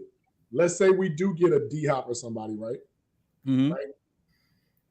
Who's the odd man out so early in his career? At giveaway. Oh, between Harry, Mooney, and It's a and guy we Claypool? haven't even named. Bayless? St. Brown. Velvet Jones. Jones. Well, I mean, he could still return kicks. Maybe he's a No, good. I don't want him returning kicks. I Okay. don't want him returning nothing. Yeah. He's pretty good on kickoffs. Kickoffs, not punts. On kickoffs, he's pretty good. Easy to catch He those. just muffed the kickoff the other day. I was just about to say the same thing. How many has he muffed this year or fumbled? How many? Come in. I mean, how many chances did you get, man? I don't know. And I know he did. You got to fumble give him kickoff next yesterday, but he offseason, still at returned it least. to the 35. But Yeah, I mean, punting, punting, that's clear. punting, But- he has struggled with. But I'm just saying, like, I think he's playing like 8-dimensional chess, and he's dropping these on purpose because he knows next year is really the year for the Bears. So, That's so what we, he's doing. We never believe Just in kidding, that's a tanking joke. for players. No, you don't believe. No, I don't Right, believe that. That's a joke. He's That's a tanking. joke. That's a joke. Yeah, he's the only player to tank in the history of the NFL, and he's a rookie. Yeah, Maybe no, he's that's not shading what's points. up. Could be shading Although I do, I mean, look, I want to talk about Cairo Santos real quick because he's missed a lot of extra points. Please. He's missed a lot of field goals. Or no, he hasn't missed a lot of field goals, but he's missed a lot of extra No, points. he's still one of the best. Right. He's only missed one field goal. this year. Right. Five. He missed 5 point afters. All right. And Terrible, right? Easy. You finish, and then I'm gonna come back out of that one because right. I looked up something. Here's my pro Santos argument is that oftentimes kickers go through slumps. It happens, right? Yeah. This is if he's slumping right now, that is just the perfect time for him to not be doing well. And I think that by next year he'll have it corrected, and that's a good thing. You know, like I think that go ahead, I'm sorry. If it just so happens that his bad kicking is right now, that's a blessing for Chicago. Like that is a blessing for us. I agree with that. And I do think, I think he'll fix it by next year. Extra point. He could be tanking too. He could be tanking for it. Maybe he's in on it. The kicker, if anyone's in on it, it'll be the kicker, right? I don't think he's tanking. I don't think he's tanking. I don't think he is. Nobody thinks. Who was the double dunk guy? Who was the double dunk? We don't say his name on this show. I'm not gonna. Don't say his name. Well, what I'm saying, not on, so we're good. Right. What I'm saying is bringing some competitions for Santos because this is mental, man. This is not intentional. Sure, and then he's talking about he's got to line it up right and his eyes doesn't see this. Come on, man. Sound like excuses to me, and we all know what excuses are. It sounds more like an explanation. The person that uses them. I'm gonna lay this on you, and this was something that I looked up after because I was kind of getting fed up with. Is this my point about how many extra points in the league? Don't you blow it for me. No, go ahead. Don't you blow it for me. All right. When I saw the Eagles guy, or not the Eagles guy, or the Bills guy, they missed an extra point on Saturday. Bass. All right. And then right after that, I saw a replay. The Bengals guy mixed the extra point. So I decided to say screw it, and I looked it up. 63 extra points missed this year. Jesus. We are in a three-way tie with the most extra. There's 3 other teams that have missed 5 extra points this year. Like, what the hell? There's only 3 teams in the NFL who has not missed an extra point this year. Damn. I don't know what happened with extra point, but everybody. You know what happened? They moved it to that intermediate range. Is this the first year that they moved it? No. It's been the second year, right? No. It's been like 6-7 years. No, it's been a long ass time since it's been moved. They did that last year or 2 years ago. Yeah, I thought it was last year. I thought no more than 3 years. It's been at least since like 2015 or 2016. I'm looking it up. No, easy. I'm thinking that's something new. It was newer than that. It is. It is new. It's no more than 3. No more than 3, 2 or 3 years. I know you're looking it up, and I know I'm gonna be right. It's more than 2 years. I promise. It's more than 3. It's like holy shit. Is he right? Extra point rule change. Wow, he is right. It was 2015. I knew it. You're welcome. What, really? Really? Okay. And they're missing that much? I didn't even notice it until the last few years. Okay, easy. Okay. Yeah, May 2015. Sometimes I know things. Dude, what? Yeah. I did not know that was that old already, dude. So just forget. Right? You made a valid point. About how many point afters was missed this year. So we're gonna just forget. Also remember he missed 2 week one. I still agree 100% with you. Bring in kickers. Bring in kickers, practice with them, scare them a little bit if that's. Remember, nowadays kickers are mercenaries, right? I feel like kickers are bouncing from team to team all the time. We had Money Badger for 1 week. He kicked 4 field goals for us. Now he's on the Lions. He will be on next week. I got him. Yeah, it's one of those things where it's just like it's just a revolving door. Kicker, Dicker the kicker for the Chargers. The Chargers' new kicker is pretty good. He kicked a game-winning field goal for the Eagles earlier this year. The next week, the regular kicker came back, and now Dicker's on a new team, and he's with the Chargers, and it's great. It's gone well for him. So it's just like, kickers are a revolving door. That's why I was a little skeptical when Santos signed for such a long contract. Yeah, I was about to say, that's how Santos got his job, remember? Exactly. Yeah. Was he in Tampa Bay? He was. I know he's with the Chiefs for a little bit. We had Joel Pinheiro first. This was his second with time. Eddie Pinheiro. I'm sorry. Right. We had Eddie Pinheiro first. Right, and Santos was with the Chiefs. And he came from Chiefs. Yeah, because they got Butker, and then right. And now Pinheiro, right. And now Pinheiro's with the Panthers.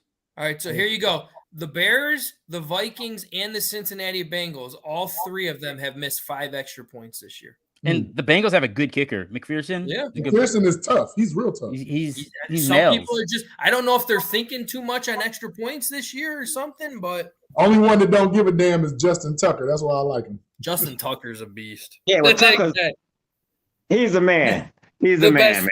He's the only fantasy person who goes in like the 3rd round Hey. for his kicker. Man down. What happened? Okay. That was me. Moving along, because I want to touch on a point that it's very sensitive around here. Oh boy. You all saw that Nathaniel Hackett was fired, right? Oh yeah. Yeah. So I'm gonna start with Ant. Oh, There's God, rumors. I know where this Yes, is going. there's rumors, I know including where myself.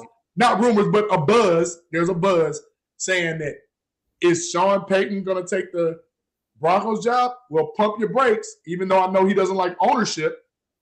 Should we get rid of Eberflus and get Sean Payton to come here?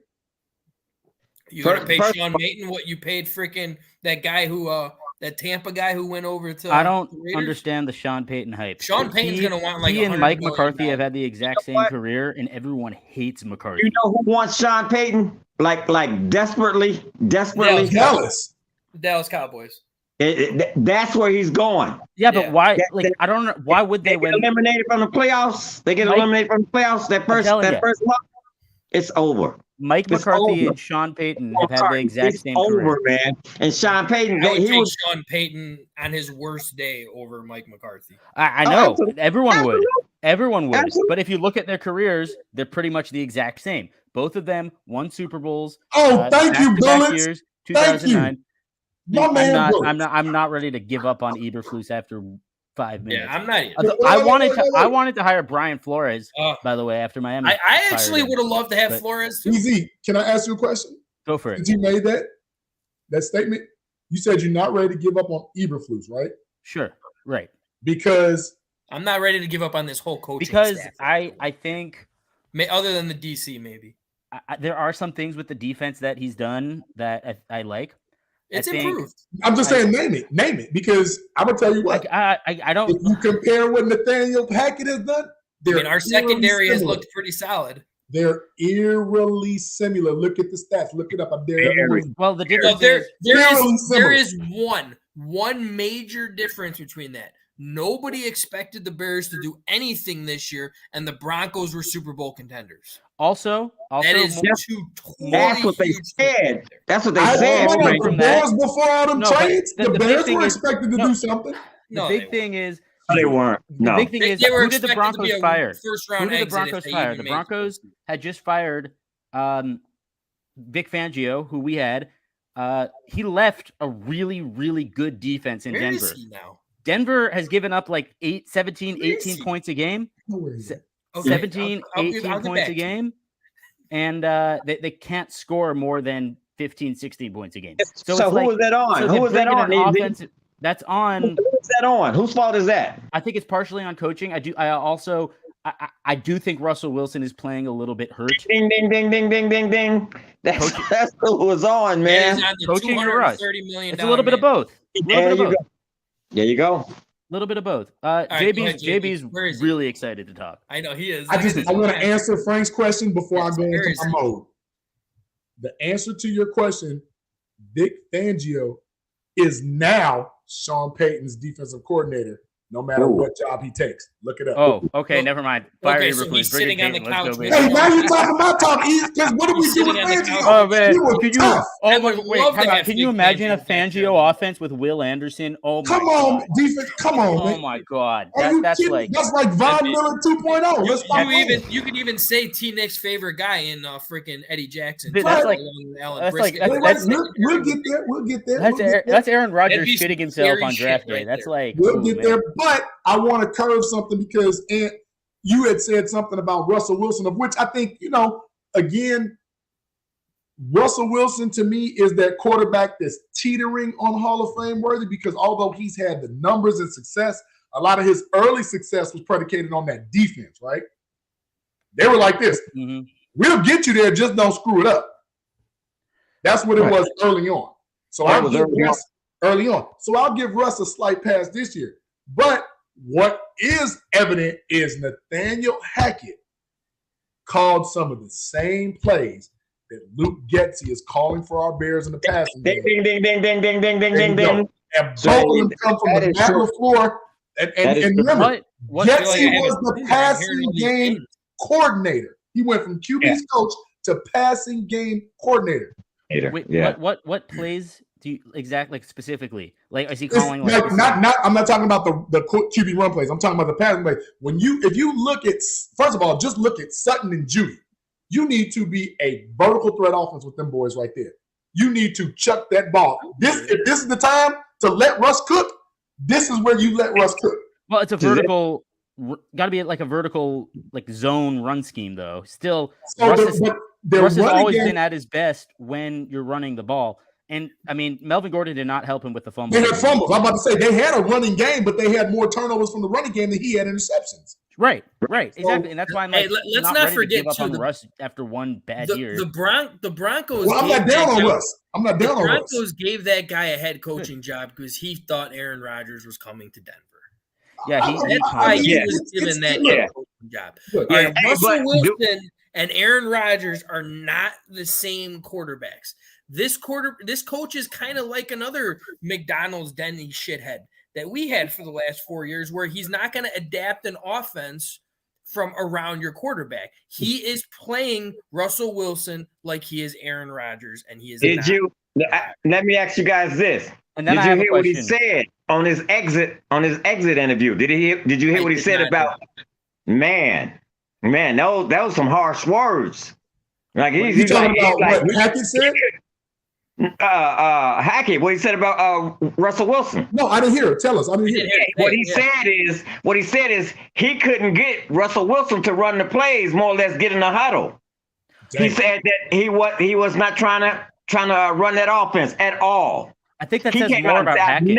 I know they fired him, 15 games into a 3-year contract. I've never heard any head coach throw that starting quarterback under the bus like that unless it was true. He said he didn't want to run his plays at all. And then who's the wide receiver? Who's the starting wide receiver? Jerry Judy did sound off. I read. He said the same thing. He said Russell Wilson kept talking about the devil was working. The devil was working against us. And he's like, no, it's you. It's you, right? Russell Wilson like, no, it's not the devil. It's you. Now that's different. If you have a quarterback and a wide receiver, that's what you do for it. I'm sorry, a coach and a wide receiver throwing your quarterback. That might be your quarterback. And it could be some of both. But here's the thing that's really telling. Here's the thing that's really telling. You're going to give up 4 first-round draft picks for him. I'm gonna give you another person who was thrust into a coaching position who probably didn't deserve it, who's doing the same thing. Look at what Josh McDaniels doing with the Raiders. I was going to say the Raiders. McDaniels. Hey, I like that. McDaniels. I like that. Yeah. Hey, Devontae Adams is looking at Derek Carr like, hey, man, I thought you said you were throwing me the ball. Yeah, pretty soon it's going to be McDonald's for him. Let me tell you that much. Yeah. Yes. So the coaches, I mean, as much as there is no reason the Raiders should be this bad. No reason the Raiders should be this bad. Listen. Well, here's the thing that I know for one the thing. Raiders don't play football. Football just kind of happens to them. That's what I'll say. That's what I've always said. They are the supporting characters of the NFL. Let me hit you on something. Let me hit you on something that's always been true since the forward pass became relevant. You always have tandems. You always have that quarterback that's with that receiver. Yes. Every Rice in Montana. Raymond Berry and Johnny Unitas. And, you always have that person that you tie to. You cannot tell me that Devontae Adams goes from being the number 1 receiver in the league for like 3-4 years to a ball with a top-tier quarterback to now he's got numbers kind of similar to Christian Kirk and them boys. Like, So you think it's the quarterback? No. I think it's the coach who's trying to be the smartest man in the room instead of saying, hey, what about him? And in these situations, JB, I 100% agree with you, but I can't flip this over on the Bears because, again, the Raiders were contenders when they went and picked up Devontae Adams. They became contenders. Yeah. The Denver Broncos. They became contenders on paper for sure. The Bears were expected to, I'm not going to say to tank this year. The Raiders have a real pass rush, too. All these first rounders. Max Crosby and the boys are these normal picks to see what you got type players. We knew the Bears weren't going to be good. They got Bilal Nichols, by the way, too. Give up on coaching for what we have. No, yeah, and Frank, I did pick up most of that, and you're right. It's kind of like, like this year we knew going in that, like, sure, I was very confident outwardly, but I knew that this wasn't going to be a very competitive team. We all kind of knew it. And this kind of had the same feel as the 2004 Bears. Lovie Smith's first year in implementing this like conservative system. Year too, didn't they? You know, the difference is 6, right? Justin Fields is a little bit more exciting than Rex Grossman. No, there's a lot more than a little bit. Yes, a lot more than a little bit. But, okay. Besides that easy, the difference is that polls literally, we watched it before our very eyes dismantle this team. At the beginning of the season, I was thinking 8 wins. At the beginning of this season. I thought that too. I was thinking 7 wins to 8 wins, somewhere between the 5. And then Cole started dismantling. Before the trade, I had us higher than that because why would you only want 7 or 8 wins? Hey, Frank, I got to challenge that. When we still had Hicks and Mack. Hicks was never healthy. Mack was never healthy. When we still had he's healthy this year. He is healthy. A lot of people can be healthy in warm weather. That's a clear fact. That's why a lot of people go. When he dismantled that defense, that was it. Yeah, that was it. That was it. When they got rid of Roquan, we officially said tank. Right, but I'm saying, what we're saying is this. The reason it makes sense is because what did they do in the draft? They went out and they got very young, talented secondary players to fill the secondary, because that's what the NFL is shifting towards. The NFL is shifting towards playing with a strong secondary, playing with really good safeties. Brisker gets his nose in the box. He reminds me of Amos back when Amos was with the Bears. You know, way better than Amos. Adrian Amos. Yeah, I agree with that. Wait, why is that crazy? Why is that crazy, JB? Seriously, tell me why that's crazy, because I don't. He has more potential than Amos. When Amos was first with the Bears, like in 2017-18, he was the highest rated strong safety. You know the difference. I think Brisker's first year with the Bears compared to Amos's first year, Brisker's is way higher. Sure. Okay, fine. So better than Amos, whatever. The difference is, I know where you're going. The difference is when Amos was playing and now is that we had a front four. That's where I'm going. Secondary. Yes. We had Vic. Please let me finish my point. Please let me finish my point. Thank you. Okay, so what I'm saying is, yes, we got these young guys. Kyler Gordon made some mistakes early in the year. Now he's making plays. Jaquan Brisker having an amazing rookie season, really kind of a Pro Bowl snub, one might argue. And then, Johnson's still pretty young. So we got really good secondary guys who have gained valuable experience. And then now we can get some guys on the line who can eat. Yeah.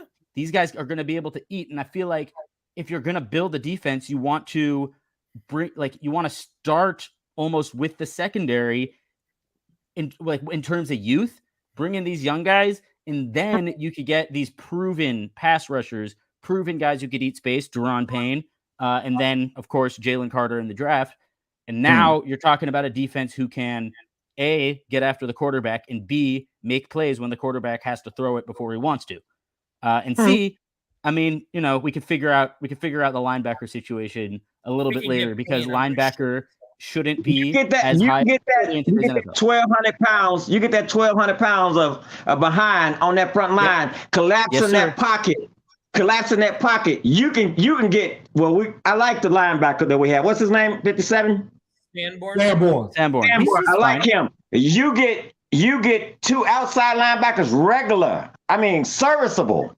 If you can get 1,200 pounds up front, collapsing that pocket, and you got number 57 and 2 regular to regular line serviceable. And that secondary that we have now, oh, brother. Exactly. Yep. That is exactly what I'm saying. And I'm with you. I'm with you. And that's kind of like why people. Hold on, easy, because this Go goes right to what Anthony's saying. And we agree, but all of what you're asking for is not obtainable in this free agent class. You only get one. You only get Will Anderson or Jalen Carter in the draft. You get one or the other. You don't get both. Your next pick at 34 in the second round, in my opinion, I got to get the best offensive player. I mean, the best offensive lineman available. I agree, JB. But my thing is, look, you get Deron Payne. Well, Deron Payne will be a free agent, and with Chase Young coming back, it ain't no guarantee we getting him. Well, it's wait. Why would Chase Young coming back hinder our ability to get him? Like, they're not going to be able to pay all those guys. Why they wouldn't? It's called a franchise tag. That's true. Yeah. But I thought. But wait, I don't understand how Chase Young is a variable here. Because that defense, when they were all whole, was like one of the top defensive lines. So they only had like 1 year with all of them together. Because remember, Chase Young got hurt last year with the torn ACL. He hasn't played.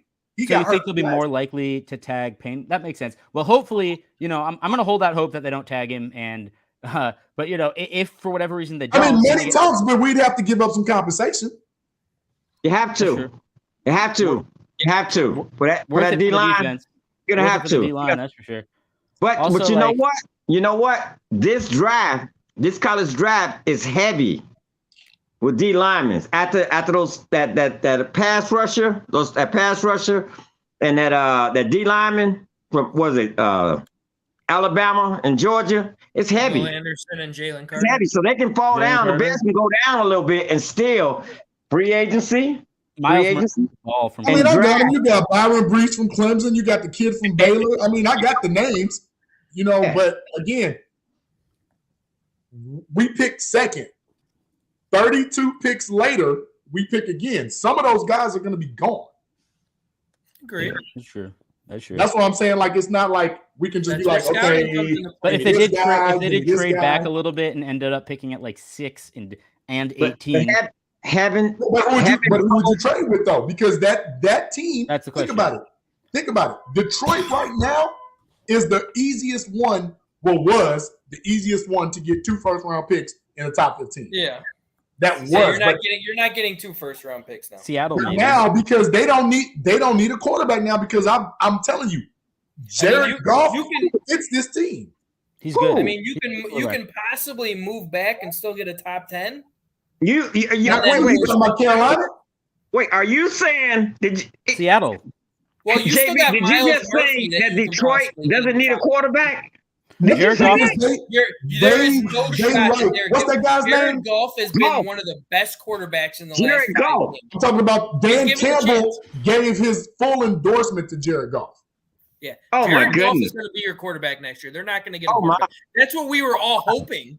We were all hoping that they were going to get a quarterback. So speaking of Detroit, they're coming into. Well, we're actually going. We're going to Detroit on Sunday. Let's get some predictions. Let's go ahead and start with you, JB. Unfortunately, I got a route. Unfortunately, said it all. I mean, and here's why I said we got a route. Detroit has everything to play for, and we have absolutely nothing to play for. Yeah. And Justin is still hobbling. Like, I don't know if you all paid attention, but that last drive against Buffalo, he limped off the field. He got his toe stepped on. I don't give a damn what he hit. That shit hurts. It hurts, but he still was limping, and he was not healthy going into this game. Eberflus said he's going to play the rest of the season. My thing is this. Again, Luke Getsy, if you're listening, or if anybody knows how to get that brother's name, number, and tell him, hey, listen, what's going on? Do not run Justin Fields. Let him throw the ball. Honestly, at this point, with 2 games left, I wouldn't mind if they were to bench him. So I wouldn't either, but he already said. I think it's more Justin Fields. Give me your prediction.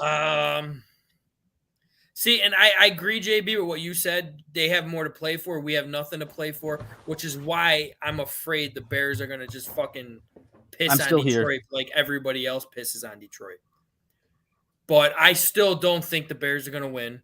I do have a close game. I'm going to go 27-24, Detroit. Oh, wow. Okay. All right. And what you got? Yeah, you know what? We're not going to win. We're not going to win. Fields is going to put on a show. He's going to put on a show, right? And the defense is going to choke it out. They're going to choke it out. So I'm predicting 27-14 Lions. Because they're gonna give it to Justin Fields putting on a show though with only 14 points. Yeah, because I mean he's going to score. He's going to score. And that is a show. That is a show. He's going to score the touchdowns. He's going to run. He's going to get that. But the defense is not going to be able to hold like for the past 8 games, man. So let's say they score. Let's say the Bears score 24. I think Komet's going to score. Yeah. Touchdown Komet. Yeah. He's gonna like outrun everybody too. Yeah. But like JB said, Fields is hurt, man. Actually, he should be sitting down. He should be sitting down. Let's finish this tank job the way it's supposed to be finished. You know what I'm saying? And I agree with you. Let's tank pride, man. And I know all of us would like to see Fields sit just to keep himself healthy and get ready for the next year, but I think Fields doesn't want to sit, and you are not going to disappoint your franchise quarterback by saying, I don't care, you're sitting. So let's get Easy's prediction real quick. All right, yeah, my bad. I hit the wrong button. I meant to hit my camera, and I hit the wrong thing. Sorry, Terrence. Yeah, I actually think we're going to win this game. You know, I think we're a little overdue. I think the last one was very close. I'm not necessarily happy about it because I do want Jalen Carter. However, I think that the Bears, I just think they're overdue for a win, and rivalry games are special. I'm going to say Chicago wins it 23-17. Interesting. Very. I almost hope I'm wrong. I almost hope I'm wrong. Fella, what you say? So I'm saying 24-10. He called you young fella. 24-10. I am young. What the fuck you laughing at? Look at that gray beard. I am young. God damn it. 24-10 Detroit. I really only 10? Only 10. Only 10. I mean, what did the Bears score Saturday? 12, right? Yeah, but look who they were playing. Look who they were playing Saturday. A high-scoring team. So yeah, but they also were up against one of the best defenses in the NFL too. Not using that as an excuse. 10 points. Detroit's had a much better defense, but 24-10 Detroit or somewhere around there. The Bears are not going to win this game. Like I said, it doesn't even look like they're trying to win. It doesn't necessarily look like they're trying to lose. No. But it definitely looks like they're trying to lose. I actually think that they lose. I think Eberflus is a brilliant tanker. They're trying to see 100%. They're trying to see what they got. I agree. And he has grown Getsy along with the ride. God damn it! I wish I could finish my thought. Go ahead, Terrence. Playing the violin. My apologies. I think they're trying to see what it is they got, and who is going to be on the bubble, who is going to be gone, and who they're going to keep. They know who is already because they put out, or Ryan Poles made a lot of prove it deals, and a lot of guys did not prove it, so they are going to be gone. So I think they're trying to see what they got right before they make these decisions, so they aren't necessarily trying to win, and I don't think they are. Young fella. I think Valus is one of the people. Young fella. If we don't know what we have by now, and we all know what we have now, you know what I mean? It's a wrap. I agree with that part. It's a wrap for a lot of them cats, man. On a 1-year deal, 1 year prove it. We know they not worthy of being re-signed. So, well, you know, I agree with that. Okay, hold on. Some of those guys that we said earlier, it's about what we're gonna get. Hold on, Easy. He makes a compelling point. Ant makes a compelling point because if you say we don't know by now, right? And a lot of them guys on the prove it were not proving it. How much of that was actually on the players as opposed to on the coaching staff? If you're not in position to win the game and make plays, is that really on you as a player? Like, dude, like if you give me the ball, I can make the damn play. But if you what put me in position to stop them, I can make the play. Lose? Well, Easy just said Eberflus is a brilliant tanker. I don't want a damn brilliant tanker. When you're in a tanking season, he is kind of a joke, but it's also real. Yeah, I think that was kind of a joke. It's not a joke. It's very telling because he's trying to pull the wheel over our eyes. I agree with him so much. Hey, young fella, I didn't laugh. On the square. You didn't laugh, man. You didn't laugh. I agree with Easy. I agree with Easy. On the square. You agree. The idea. I agree with Easy. That wasn't funny. That was true. That was true, right? I didn't see the humor in it. The idea is that he is. I can tell you the humor in it. Go ahead. He's really good at plausible deniability. Good one. He's good at putting his. He's good at putting his guys in position to drink the whiskey. Cheers. Drink the whiskey. Cheers. He's very good at putting his guys not in position to fail, but in position to just kind of like not succeed. I don't want to say fail because it's not. It's like players can still succeed. Players. He's very good at putting players in positions that will challenge them. And all politicians do one thing very well. It's called spin doctoring. Very good rock group called the Spin Doctors. Look them up. I'm not spinning anything because I don't think it's really about putting them in position. No, I didn't say you were a spin doctor. Eberflus is. Eberflus is a spin doctor. Right. Not you, Easy. Eberflus. Yeah. And the sheer fact that that's who we want to hitch our wagon to as far as the coach to lead us in to the we're taking back the North. That ain't that dude. He's still, and I don't give a damn if you talk about love or whatever. He's still the same dude that watched Justin get his head beat in and didn't even. I would have cussed out a ref, took the ref's hat off. I would have did something. Show some damn emotion. That might not be. That I agree with. That's Coach one thing I agree with you. Coach Emoji on the sideline, and then let me tell you something about Getty before Terrence cuts me up on my rant. The only reason Getty looks halfway knowledgeable is because Justin ran for 1,000 yards. He ran for 1,000 yards. He still has one of the highest QB ratings. That's the one thing I will don't say. Know what he's doing, man. When that one in the Falcons game, when Grady Jarrett mashed into Justin Fields, Eberflus's clipboard should have been in 2. I agree with sure. Hey, you know why? You know why? Because guess what happened to Grady Jarrett and Tom Brady? He landed on him, and that was the worst tap. That was the worst call ever. Oh, of all time. I agree. I completely agree. So we already know if Tom Brady could get that marshmallow ass call, Justin Fields should be able to. He picking up his damn earpiece. Oh boy! When I'm Dominican Sue, you know what I'm saying? Went into field and no call on that. Like, come on, man. He slapped him upside the head. Like, come on, man. A bitch slap and a neck tug. That was the Deacon Jones, wasn't it? Yep.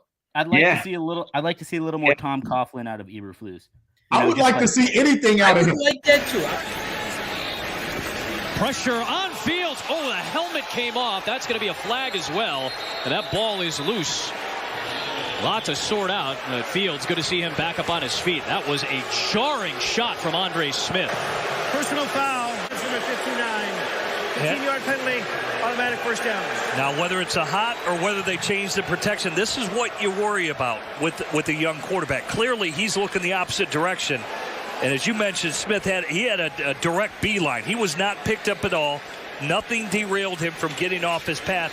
Looked like his receiver, I believe that was Adams, so he put in motion.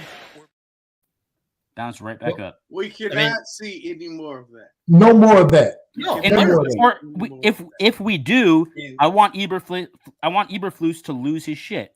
I want don't get me wrong. That guy was flagged though. I was just about to say, he didn't lose it on that.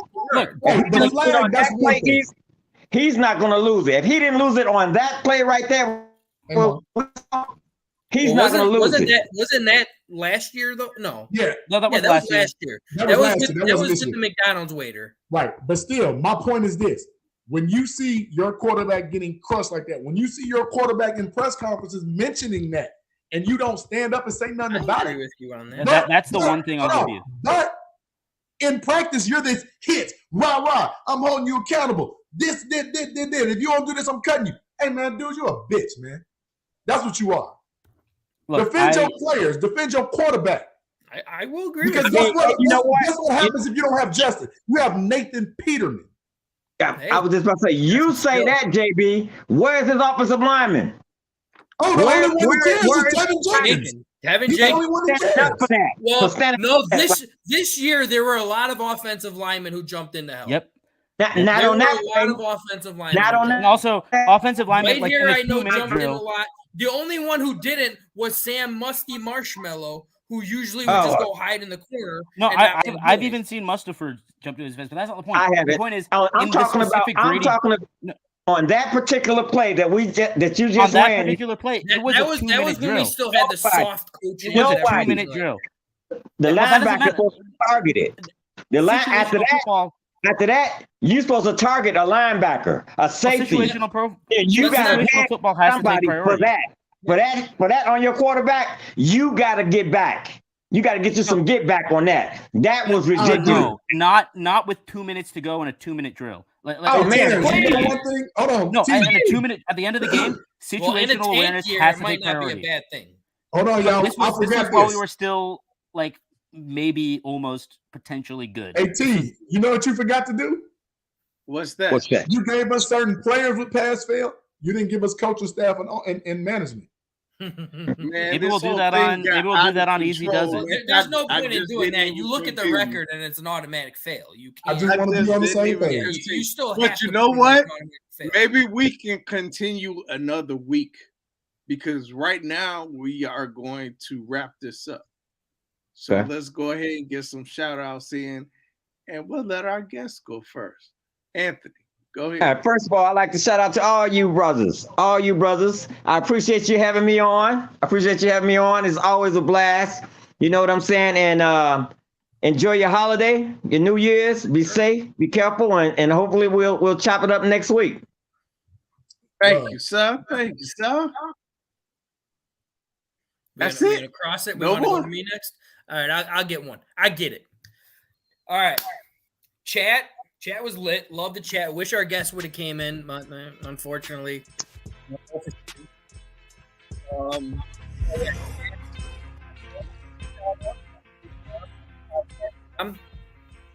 Always enjoy. You're always having you on, Antonio. Great seeing you on again, my man.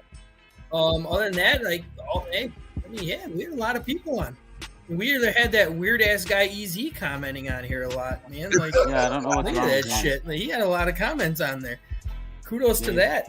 Other than that, hey, I'm gonna shout out to you guys. Anthony, thanks for coming on, man. Foul mouth, show up in the last 1 minute of the podcast. Thanks for showing up. I'm gonna give one other shout out. JJ Watt. Yep. Thank you for a great career. You were a great player, great person.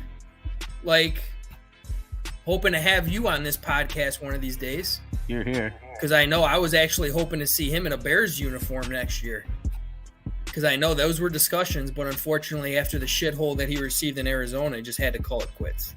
So, but still, thank you. Sad that you're only 33 years old having to hang him up already. But, hey, defensive ends, defensive linemen in general, we know you guys take beatings the entire game, so it's understandable. Again, thank you for all the great memories that you brought us with football, because I always loved watching him. Always. It's everything I got. Easy.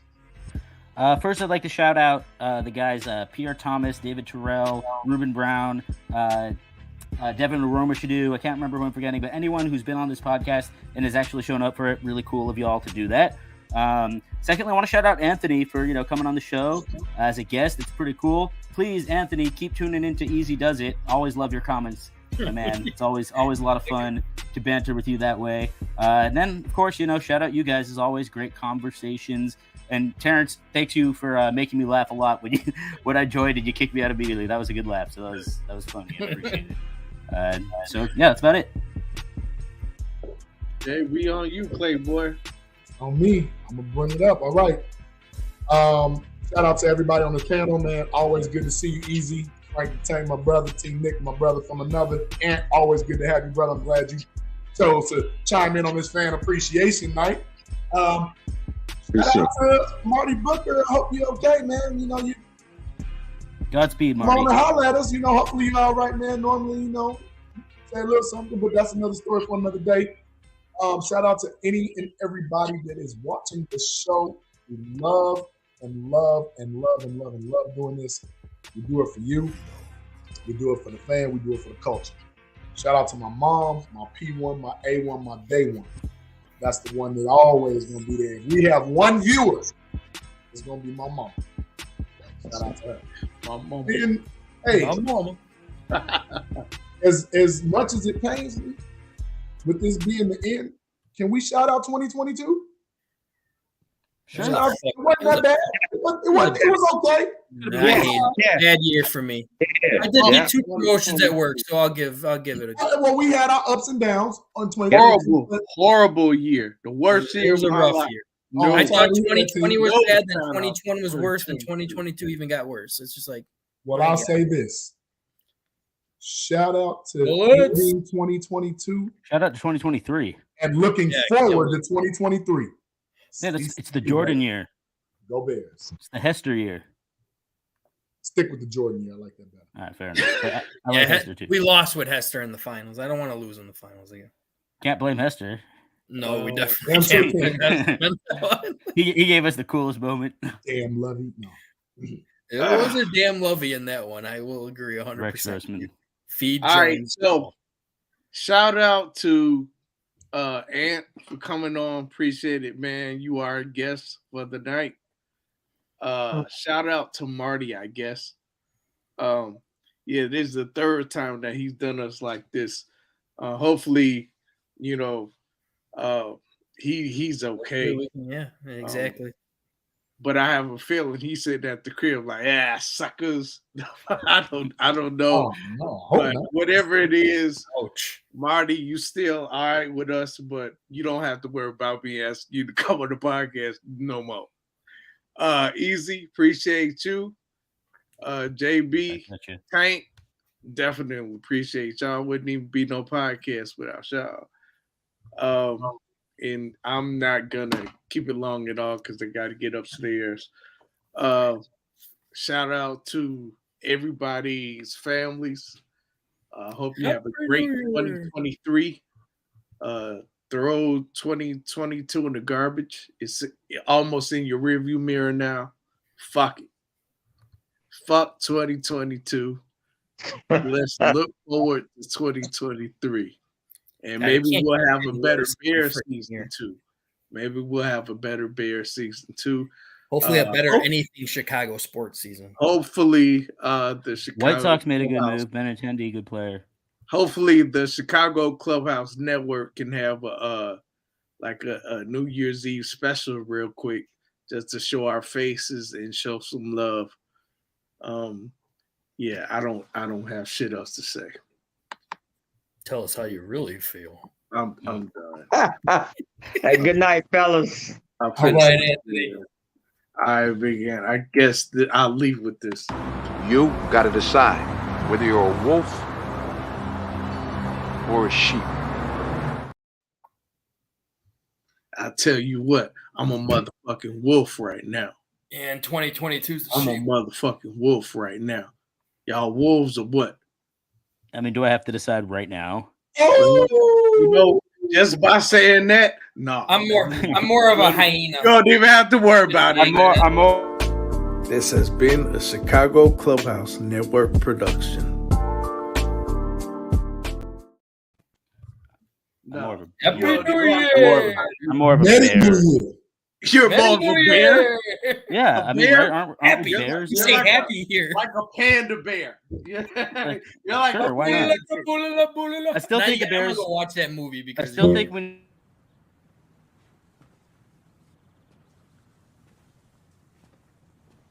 You're still here.